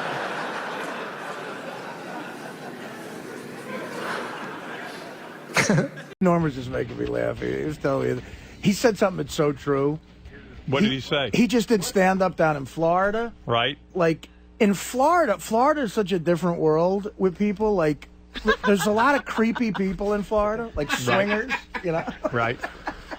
And What? like, after you do a stand-up gig, people from the audience will come up to you, like an overly tan, like, guy with a bunch of jewelry on, and they'll say, hey, man, I come back to my apartment. Is Artie telling my story? Yes, he is. Dad, you want to tell it? You tell it. Yeah, why don't you let Norm They go, hey, Norm's here, but hey, Norm fucking can't bring speak. 3 stories, and then Artie will tell one. I'm like, what? Yeah, that's pretty How good. the fuck did that work out? Yeah, why do we need you? What Just the tell your fuck? stories to Norm, Artie. what happened in Florida? Why is doing That stand-up? was- Why No. Yeah, that wasn't a story I brought. I was just telling him. Why is doing stand-up in Florida? What is Artie talking about? No, because in Florida, where I just was, they have people that, I don't know what the fuck they do, but everybody got money. I guess, like, they had Coke for years, like, thousands of pounds of Coke, and I don't know if guys still do it, or I don't know what the fuck. Yeah, there is a lot of coke down, but you're right. People are rich, You and know. people are rich, and you don't know why. Like they're just in your face with So a money. guy picks me up. He's a limo driver, and he's like, fucking guy goes, yeah. He goes, I can take you any place, man. Anything you want. I go, what? He goes, anything you want. He goes, I got my wife. I go, your wife? Like, I thought he was talking about like drugs or something. He starts with his wife. He could take you to his wife. He's got his wife. Says I can get anything I want, and then he goes, my wife. Don't you want his wife? Was he offering you his wife? I don't fucking know. But it wasn't. It was all weekend long. I just meet 4 or 5 guys, and they go, hey, so this is the wife, and this is the other wife, and how about the 8 of us? Oh, yeah? Well, they wouldn't say it right out, but you kind of go, oh, what are you talking about? Why These guys are trying to deal you their wives? No, they and all want to parties? swing. No, you They don't wanna know what the swing. fuck. You don't really know what the fuck's going on. 'Cause How they don't come- come why- right out and say they want to fuck you. Why does everyone want to swing with you, do you think? I mean, Not are me, you so- anyone. No, anyone. they ask. I've gone deeper into the conversation than Norm did with these Yeah. people because it's fascinating, and I wanted drugs. But no, it they'll involves tell drugs you. like crazy. They'll tell you eventually. Like, look, there's me, and this is my wife, and this is her friend Nancy, and this is my friend Ed. You know, Yeah. and we'll get some Ed's ecstasy. where it becomes problematic. Nancy was fine. Yeah, Ed's a everything's problem. going good. All of a sudden, Ed, what the fuck? And Nancy's usually 46. Who the and fuck she's had is work Earl? done. Who the fuck was this guy? Nobody told me about a guy come out of a closet whacking off with his half-hard cock. Where the fuck did he come from? Wait, they say, well, Things were going really well in the fantasy. You, Nancy, and Shirley, and suddenly Earl walks in. Yeah, what the fuck? You never told me. And Earl's then they're in like, your well, ass. if we brought it up, we thought you'd say no. Of course I'd fucking say no. Earl was an afterthought. There's always a hot tub and ecstasy and pills, and they go, You know come what? back and we'll all fuck. You know, And you're like, I don't want to fuck like, anybody. Like I lived in a, you live in a hot climate. You live in a hot climate. There's Yes. not a whole lot to do. You rely on other people, and it becomes like an orgy state. I think that that's what what it happened. becomes? I think like I lived in Detroit for a while, and there wasn't a lot going That's on. different. And people just sort Detroit? of when I lived in Detroit, people would just sort of congregate together because there wasn't a lot of outside stimulation. You relied on others. Right, Detroit was mostly rape. No, not you're talking about the suburbs. I'm talking about in the suburbs of Detroit. You know, okay. Detroit itself is a horror scene, but people would begin to rely on each other for entertainment. I think that's what happens, and then there's this weird, It's creepy, right? creepy thing that happens where people just start the having sex with each celebrity's other. coming to town, and we kind of know he wants to party, and he can fuck my wife and her friend, and I'll fuck him. There's a lot. That's kind of unsaid. Yeah. You know, the Yeah, part well, about who's where a taking- guy's fucking me. Who's taking them up on these offers? They At must the end be of the working. night, Live comics. I guess the idea is Doug Stanhope. Doug Stanhope. So anyways, I go, no, I go, listen, basically, I'm not a fancy guy. Fred, you know that. Really? I always thought of you as a fancy My guy. thing is, like, for a sexual encounter or something, I like to lie on top of a lady. I don't need a lot of fucking shit going on. One girl will do it. Yeah. Are you currently That's exciting enough for you. Are you That's currently good, in a man. relationship, or are you playing the field? Oh my God. What the fuck? What are you, retarded? Are you really having a relationship? Come on. Come on, man. Seriously, what the fuck? Listen.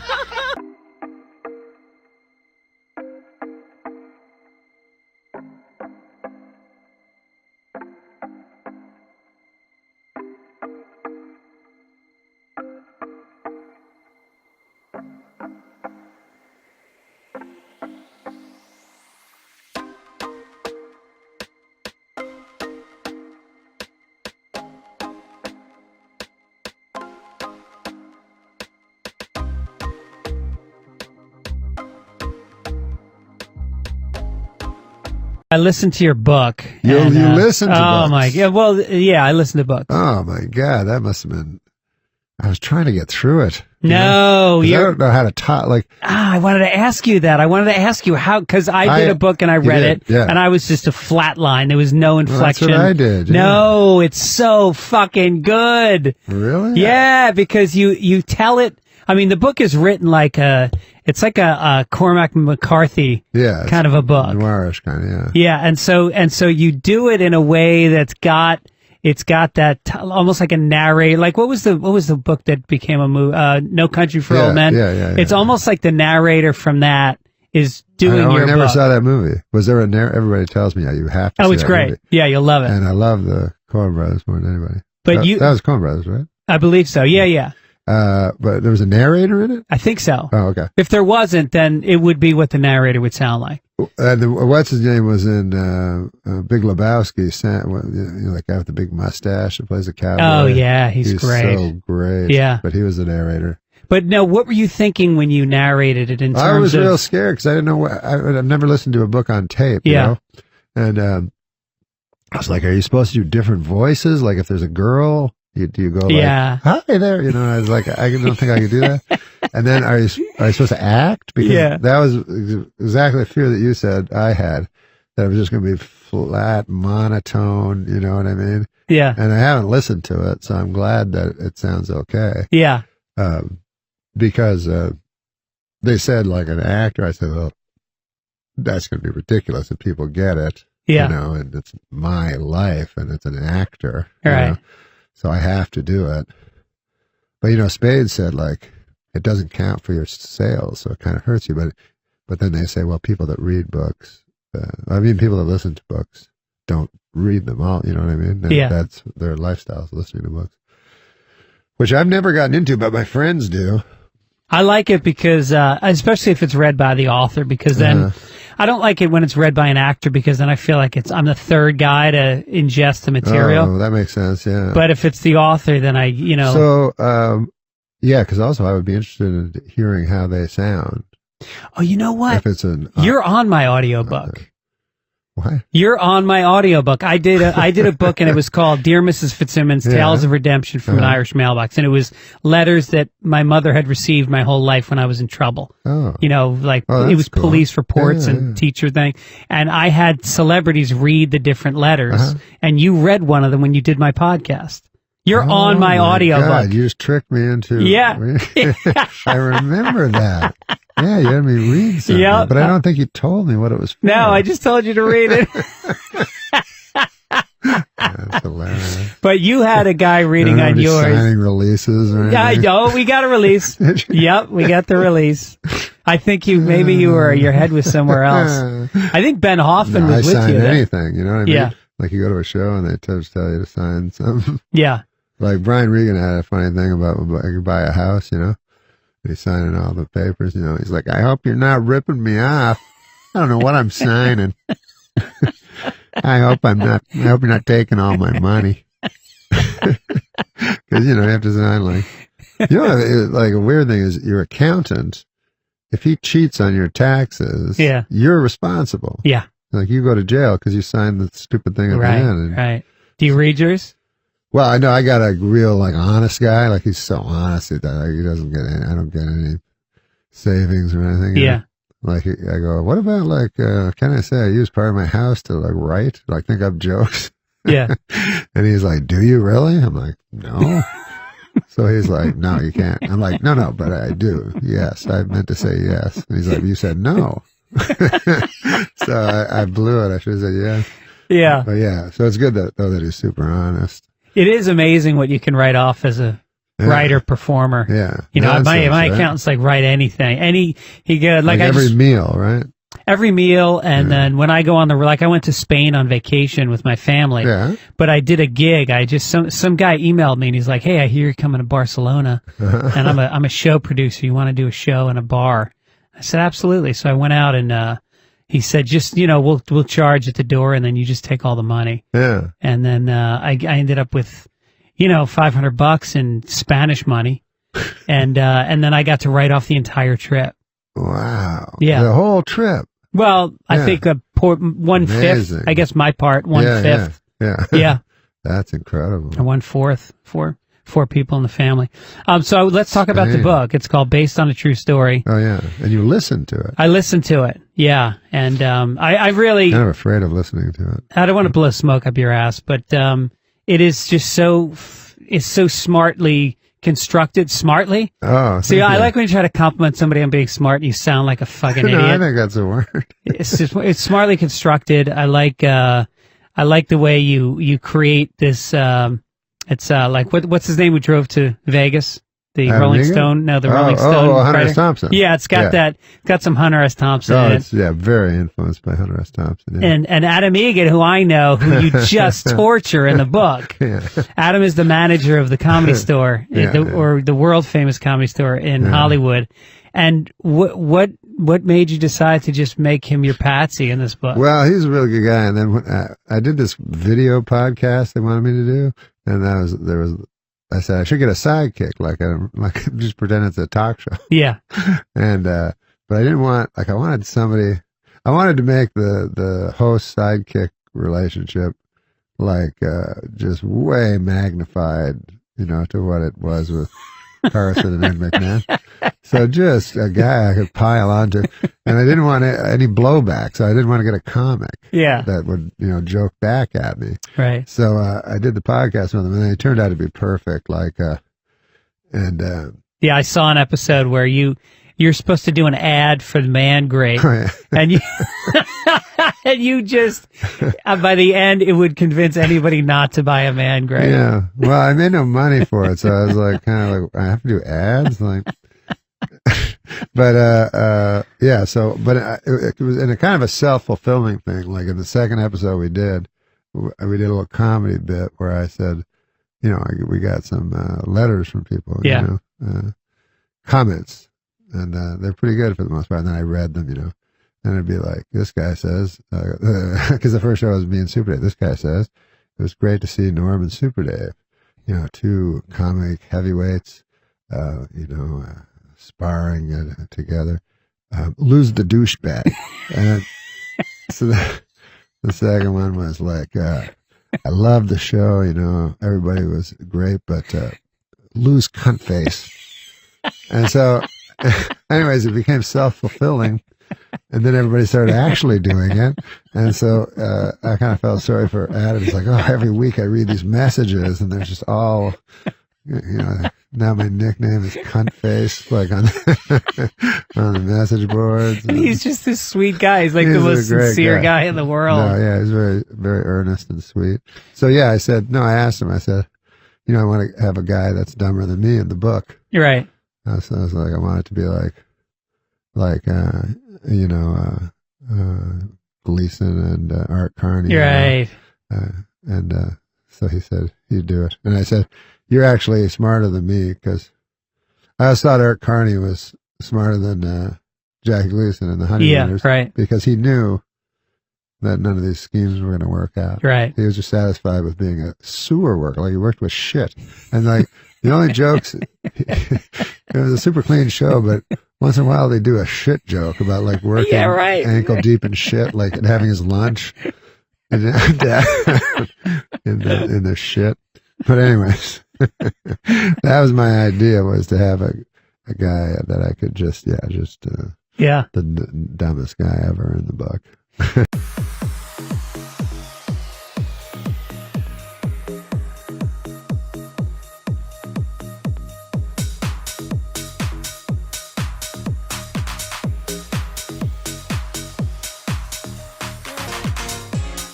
Meanwhile, he has turned around the Comedy Store. He came in, and that place was like. Did he ever? I mean, nobody would work there. I mean, I didn't work there. It was just it was chaos. Well, apparently the guy that books people, whatever, Yeah. it was very unpopular. Right. Now that's what Adam does. He was the manager, but now he decides who goes. He says it's Right. torture for him because he's so sweet. Right. And everyone's coming up to him. Yeah. But yeah, he gets guys to come, because every time he's with me and there's, if Spade's there, he's like handing him, I'm Adam, if you ever want to come and work out. And then people do, Yeah. like Spade started to, Yep. And so, yeah, he did turn it around. And now it's packed every night. Every show is sold out. It's Yeah. amazing. Speaking of which, he never made any money for it, though. no, he needs to didn't make get- some money. He didn't get rewarded for it. I know. He's got to figure that one out. I got him some money for the podcast. Oh, you did? Yeah, Oh, that's because I good. do it for free. Yeah. And then so I said, just give Adam, you get some, $500 a show or something like that. That's good. Yeah, that's good. Yeah, I know. He was saying you guys are going to start doing it again. He's like, I hope we do. I hope Norm gets his shit together because I want the money. Yeah, it's good kern for him. Before I let you go, did you date Julia Roberts? Listen, Dan, a feller doesn't... No, dating doesn't, tell me anything other than maybe you went out and had dinner. Did you date Julia Roberts? I've met her. Have you kissed her? Oh God, man, what kind of filth is this? Wait, look what you said earlier in this interview. And I'm filth because I said, did you make out with Julia Roberts? Oh my God, now you see how you keep pushing it up. You keep wanting more. I'll take that as a yes. Nah, listen, she's a sweet lady. Did you love her? What? Did you love her? Are you? Pretty soon you're going to be asking me if I lay down with her. Good Lord. Did you love her? Oh my God! You remind me of? No. You remind me of a young, I don't know, a young Ring Lardner. Ring Lardner. Oh, that's playing to my demo here. Come on, Noah. You remind me of a young W.C. Hines. Julia Roberts told reporters this week that her marriage to Lyle Lovett has been over for some time. The key moment, she said, came when she realized that she was Julia Roberts and that she was married to Lyle Lovett.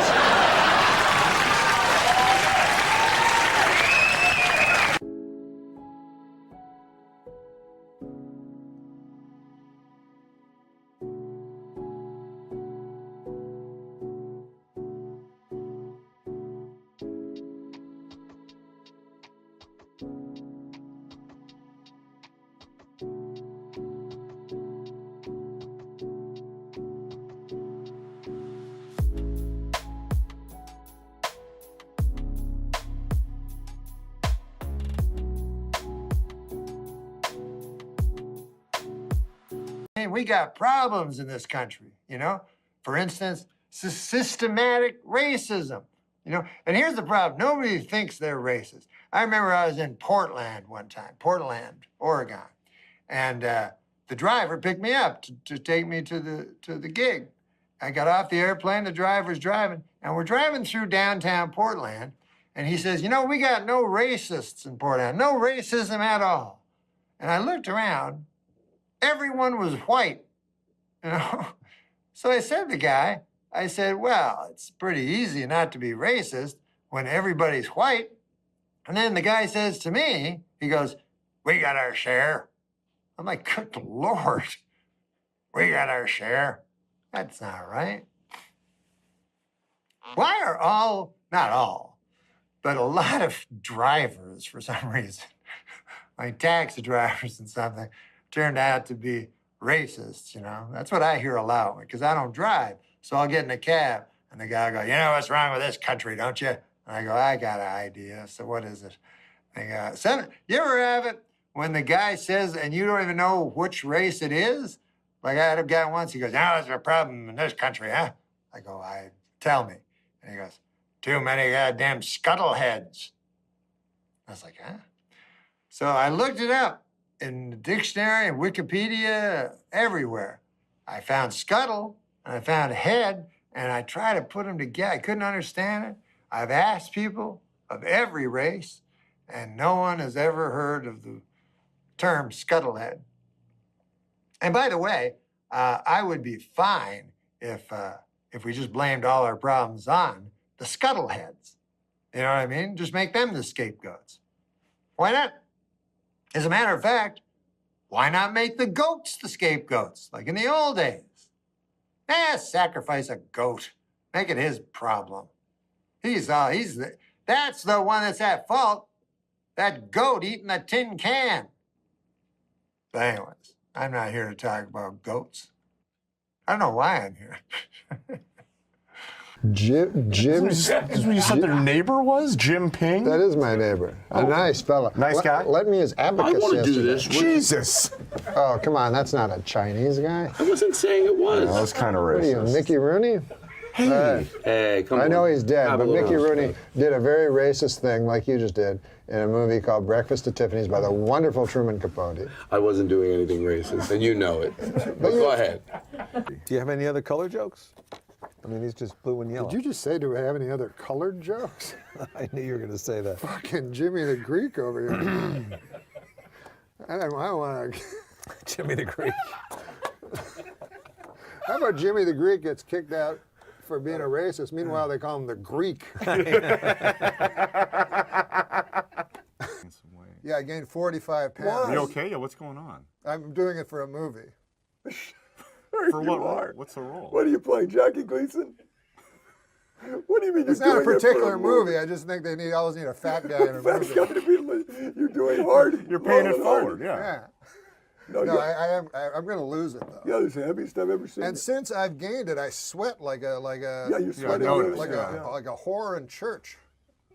I don't mean to be what? I don't mean to be filthy, but a whore in church. Yeah, she's nervous, so she sweats because Sweating like a Chris Dorner in a Big Bear cabin. Okay, come on. Well, I'm just. That's racist. Did you read his manifesto? Two businessmen bought the Milwaukee Bucks for $550 million.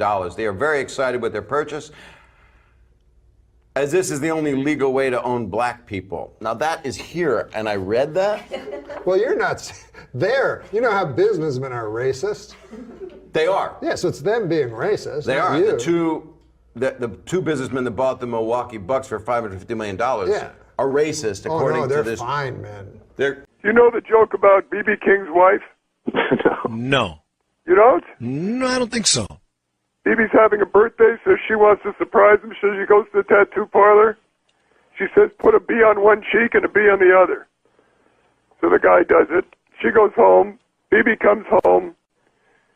She opens the door, bends over, drops her shorts, and says, surprise! He said, who's Bob? Oh, that's racist. There it is, ladies and gentlemen. There it is. The one and only Super Dave. Honest born in this joke about Yeah, tell that to Michael Richards, man. Why, Wow. that's not a racist joke. Yeah, sure it isn't. Who's Bob? Yeah, you know.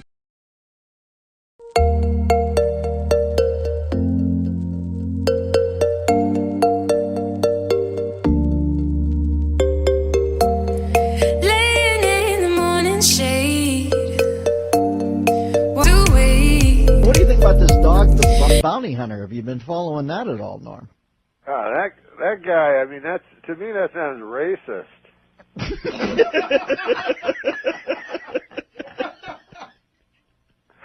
But like you gotta remember that even though that is a racist comment, listen, man, we've all known bounty hunters in our time, you know, and they have that thing like curse like a sailor. Well, that could go for bounty hunters just as well. They just chose sailor. Those guys. I mean, they're not like you or me, you know? No, they're bounty hunters. If you choose that as your career, you know, you're a bounty hunter. Listen, some salty language is not going to be You may as well just be a longshoreman. No, there's nothing worse than bounty hunting. Norm, you're a genius. All right, we got a couple of minutes left. Anything else you want to lay on the listeners before we leave today? That was funny, that bounty hunting thing. Seems like he's going to get a pass on it, right? I don't think so, Norm. I think he's in trouble. Are his bounty hunting days over? Where's he go from there? We can't keep you on. I'm sorry, but, you have to... you have a public image of hunting down criminals in their hotel rooms, diving at them in the middle of the night and beating them up. We can't have you saying racist things.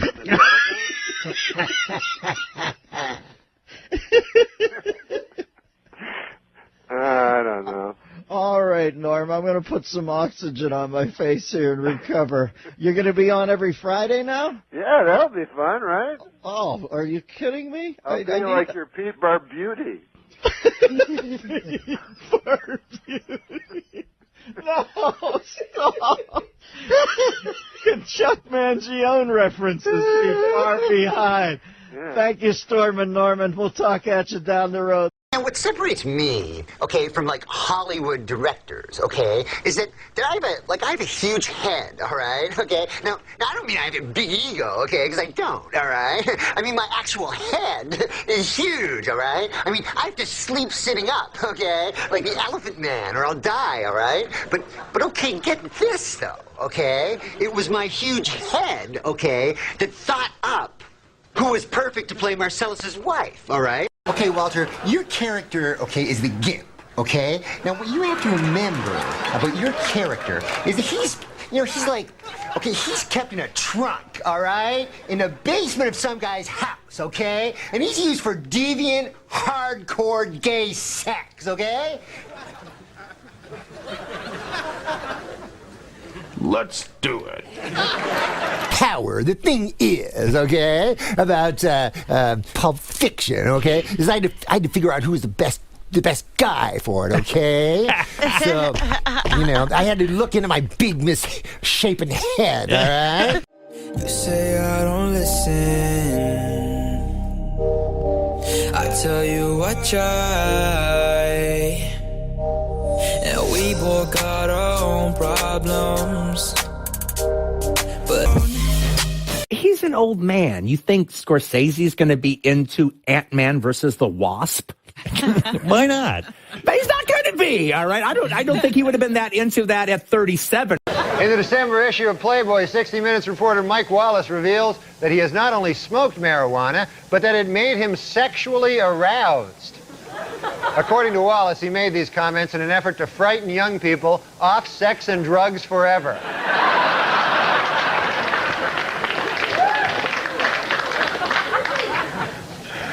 In an interview this week, Bob Dole said he is strong enough to handle the pain of losing the presidential election, although he did admit that the shock of winning would give him a giant heart attack. At a veterans hospital in the Bronx yesterday, 4 Playboy playmates were on hand to wish the residents a happy Valentine's Day. One veteran who was there called it an afternoon of, quote, hellish, agonizing sexual frustration.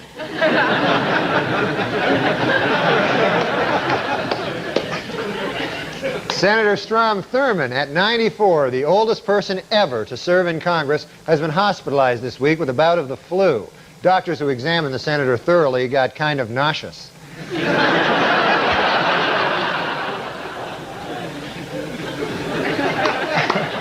Embattled House Speaker Newt Gingrich may finally have solved his financial troubles. On Thursday, Gingrich announced that former Senator Bob Dole has loaned him the $300,000 needed to pay his ethics committee fine.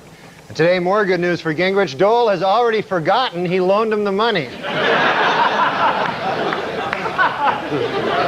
According to prosecutors in Tulsa, Oklahoma, Henrietta Collins, a 90-year-old widow, was bilked out of her life savings by the trustees of her estate.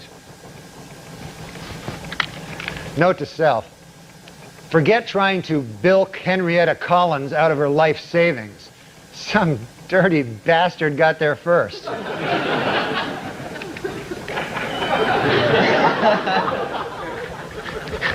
Former President Ronald Reagan is selling his Santa Barbara ranch to the federal government, which will turn it into a California state park. in what can best be described as a sweetheart deal for Reagan, he will get $5 million for the 700-acre ranch, and he will still think he owns it.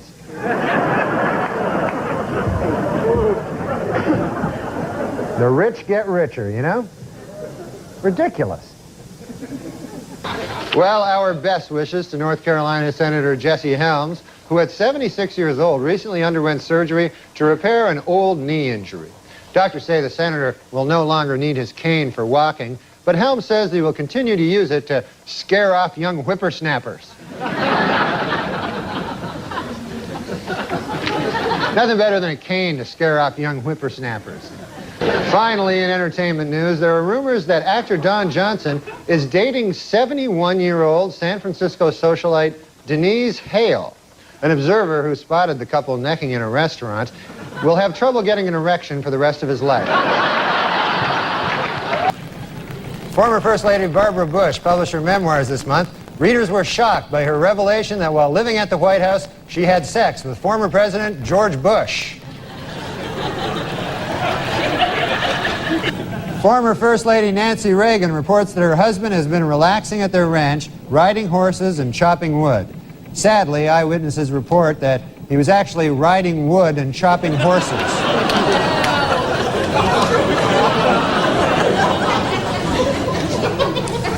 George Foreman says his upcoming autobiography will be an inspiration to every American who has tried to reach the impossible dream. And in a related story, former heavyweight champion Michael Moorer says that he wants his autobiography to be an inspiration to anyone who's ever been beaten up by an old man.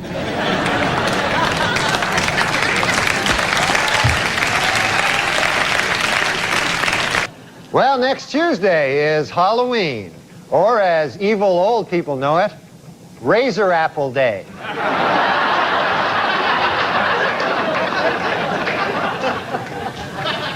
A new study shows that a few simple tests may be able to determine which elderly drivers are most likely to have accidents. Sadly, the tests all involve a lot of old people driving cars into trees.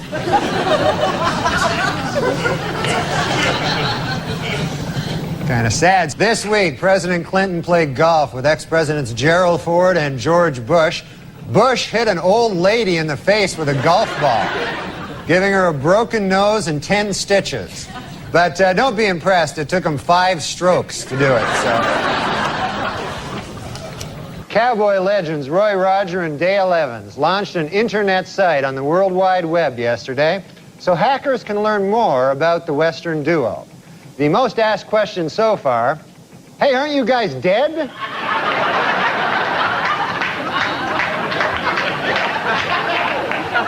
And now Weekend Update would like to wish a happy birthday to comic legend George Burns, who turned 100 years old today.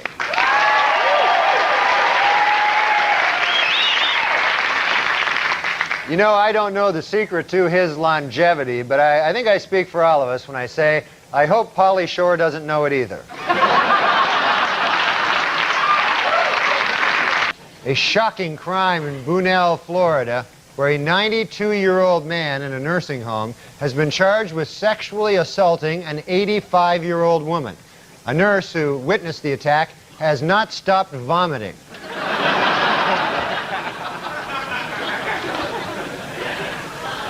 In other political news, Texas billionaire Ross Perot announced this week that if his party wants him to run for president, he will. According to Insider, it is the first step in Perot's plan to waste the last few years of Bob Dole's life. This week, after 50 hours of failed budget talks with Bill Clinton, a frustrated Bob Dole said, quote, "We ought to have a new president," and added, "and he should be a really, really old guy." Finally, some good news. According to her doctor, legendary actress Katharine Hepburn is recovering nicely from her recent illness, and they have even upgraded her condition to decrepit.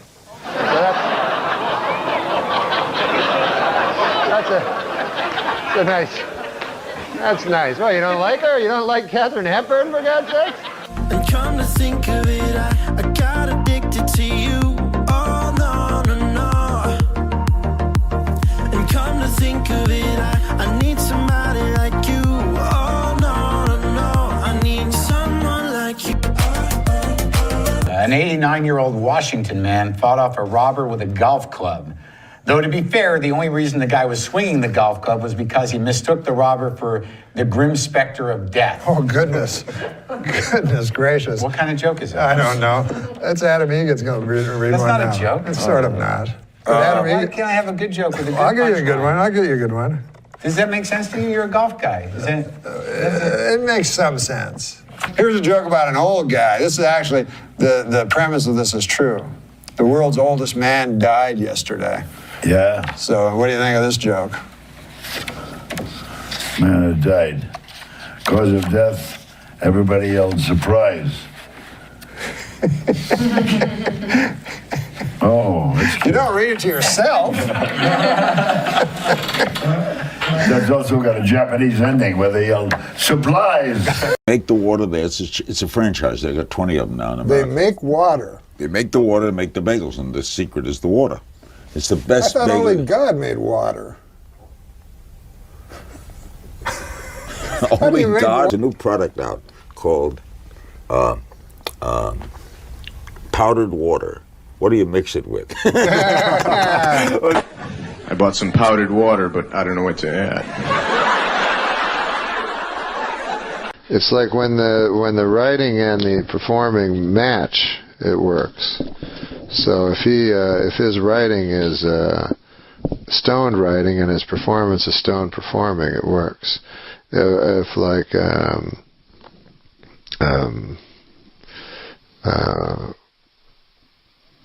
what's the guy Stephen Wright. If Stephen Wright didn't look so smart and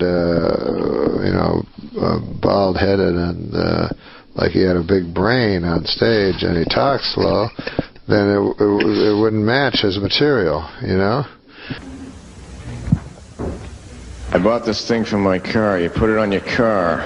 It sends out this little noise so when you drive through the woods, deer won't run in front of your car. I installed it backwards by accident. Driving down the street with a herd of deer chasing me.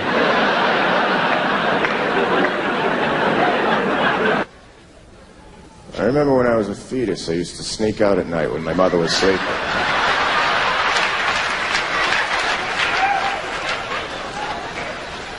I thought to myself, now's the time I should start stealing some stuff since I don't have any fingerprints.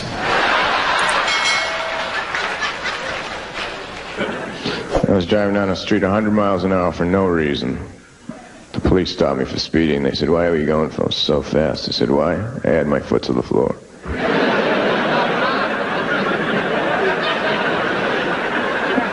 It sends more gas through the carburetor.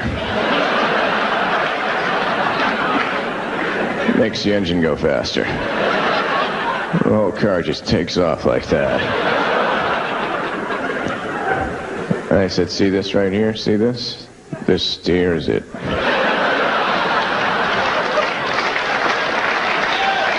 Yeah, it's a small world, but I wouldn't want to paint it.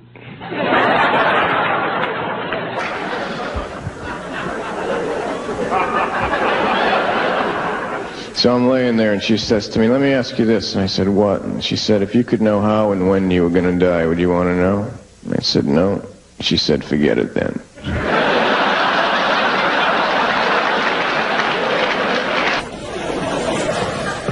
Every morning I get up and I make instant coffee and I drink it so I'll have enough energy to make the regular coffee. Thinking about my grandfather and how he had a special rocking chair built that would lean forward rather than backwards so he could fake interest in any conversation.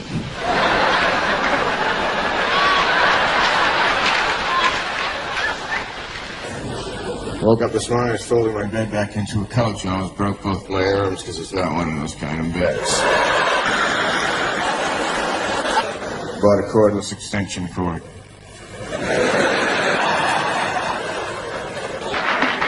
One time I went through a stop sign, they stopped me. They said, "Why do you go through the sign?" I said, "Hey, I don't believe everything I read."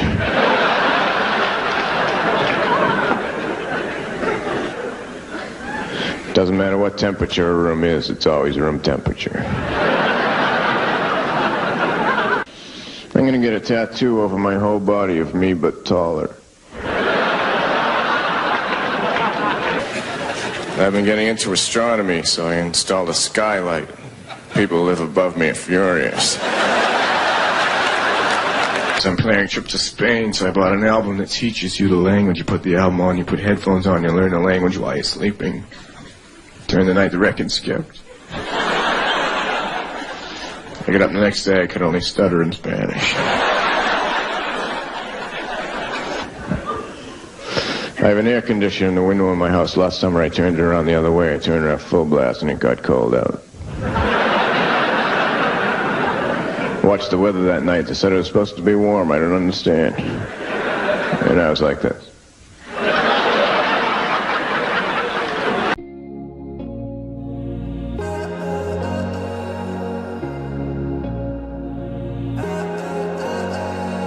Try and crack your code every day.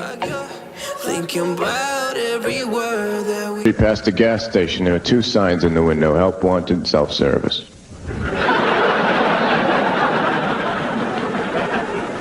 So I went in and hired myself.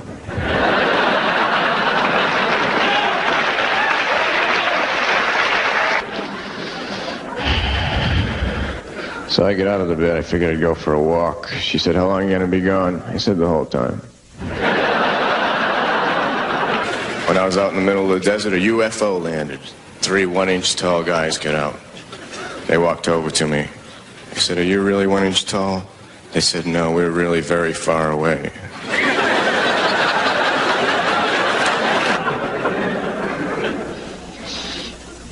I remember the day the candle shop burned down. Everybody just stood around and sang happy birthday. So I get off the plane and I forgot to undo my seatbelt and I'm pulling the plane through the terminal. And the wings are knocking people over. And then I almost broke both my arms trying to hold open a revolving door for a woman.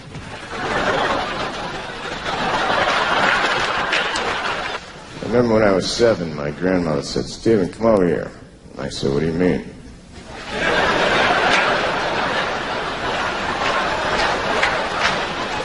She said, "You know, you're over there, now come over here." I said, "All right." And then she said, "Here's $10 and don't tell your mother that I'm giving this to you." And I said, "It'll cost you more than that."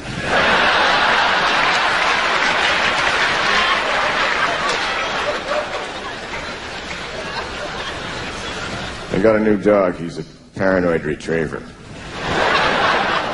He brings back everything because he's not sure what I threw him. One time, right in the middle of a job interview, I took out a book and I started reading. The guy said, "What the hell are you doing?" I said, "Let me ask you one question. If you were in a vehicle and you were traveling at the speed of light, and then you turned your lights on, would they do anything?"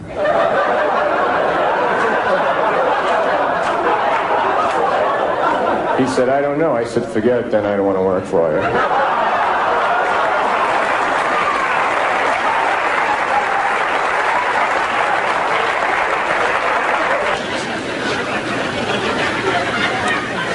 My theory of evolution is that Darwin was adopted.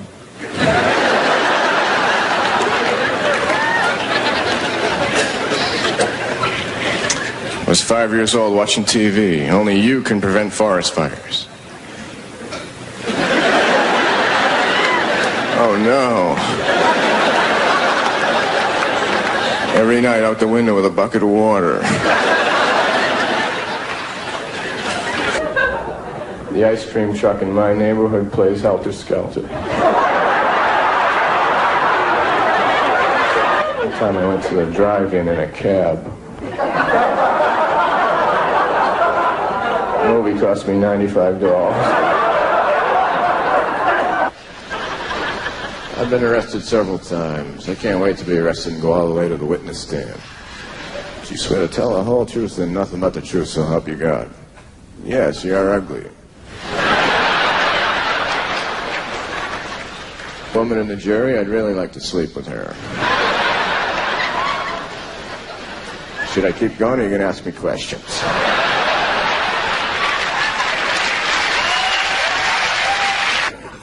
If you shoot a mime, should you use a silencer?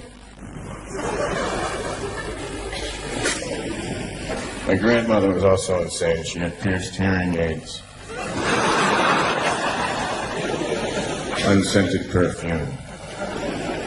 Came in a little empty bottle.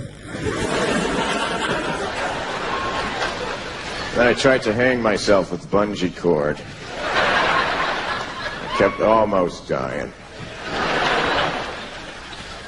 And then I went into a store and I tried to buy something to put underneath the coasters. My uncle was a clown for Ringling Brothers Circus. And when he died, all his friends went to the funeral in one car. My favorite chair is a wicker chair. It's my favorite chair because I stole it. I was at a party, a very crowded party where no one was looking. I went over to it and I unraveled it. In Virginia, police are looking for a stripper who stabbed a man for telling her she was too fat to strip. Police warn that the woman is armed and extremely fat. Under a new ordinance, exotic, nude, and topless dancing will be banned in any establishment selling alcoholic beverages in the city of New Iberia, Louisiana, or as I now refer to it, the most horrible place on earth. Exotic dancers say a city ordinance requiring them to keep 4 feet away from their customers will put them out of business in Shoreline, Washington, or as I now refer to it, Nazi Germany. Just backstage, a lot of celebrities back there. Man, I was talking to Jerry Jones, you know, the Cowboys owner, and he's disappointed, obviously. Yeah. Well, he's a good guy, though, man. He's talking about rebuilding the team, you know, and he told me, he says, we have to get back to what made us a championship team. Strippers and crack.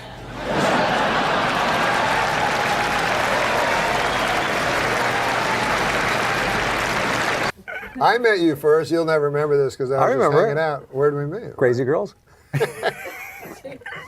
Crazy Girls. Talk about truth in advertising in that fucking tape.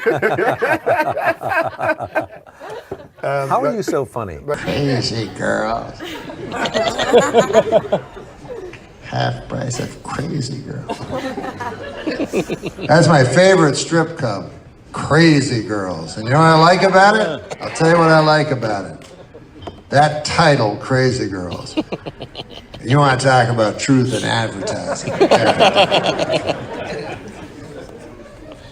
Kind of right there. Wait, why did you say shh to her?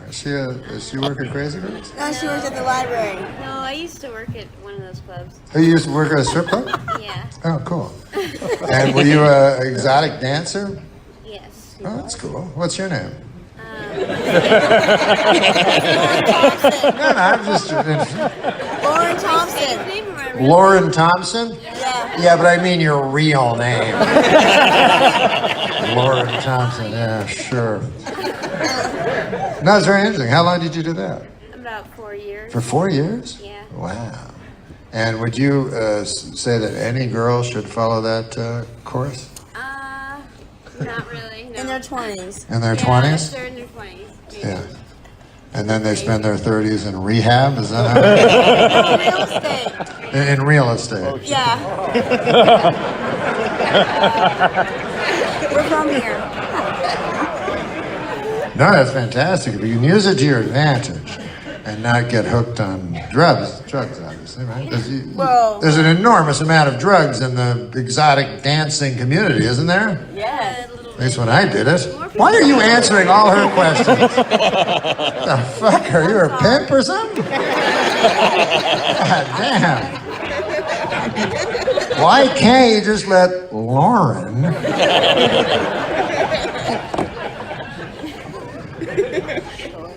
What do you do now, Lauren? I'm self-employed. Oh, wow, that's great. I do design, freelance design. Oh, that's fantastic. How old were you when you started in exotic dancing? I was 21. And what are you now? You're under 30.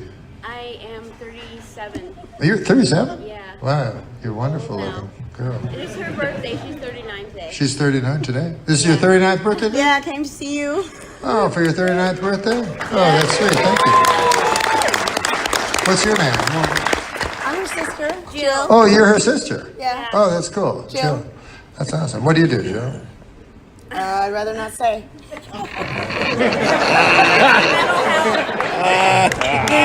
I work in mental health. Oh, you work in mental health. Yeah. Well, it's a great thing. I don't know why you wouldn't want to say that. She's professional, like. She's what? She's trying to be professional. Like I'm like the FBI. She's trying to be a professional. FBI? I used to work at the FBI.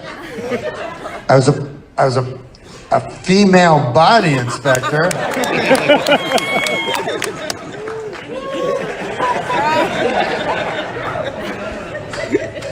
No, I worked for the Federal Bureau of Investigation.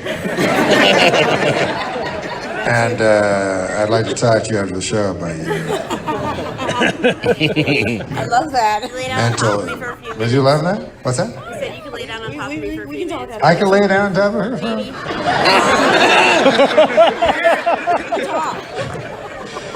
I can see what your self-employment is now. She was an exotic dancer. Now she whores out her sister to traveling, shadowy stand-up comedian. No, you're the love of her life. I'm the love of your life? Her life. I'm the love of her life. And yet you came to see me on your 39th birthday. We both think you're awesome, that's all. Really? Yeah. Yes, we do. Have you ever had a threesome? You've been asked but never done it? I mean, I don't want to tell that. Last night I had the craziest, hottest fucking threesome. And also, you know, you think when you have a threesome that everybody is so, you know, evil and gross. Two of the nicest fellas I ever found. I mean, gentlemen. They were gentlemen. They really were. Hey, listen, guys, thank you so much for coming out. God bless you. I love you. Take care.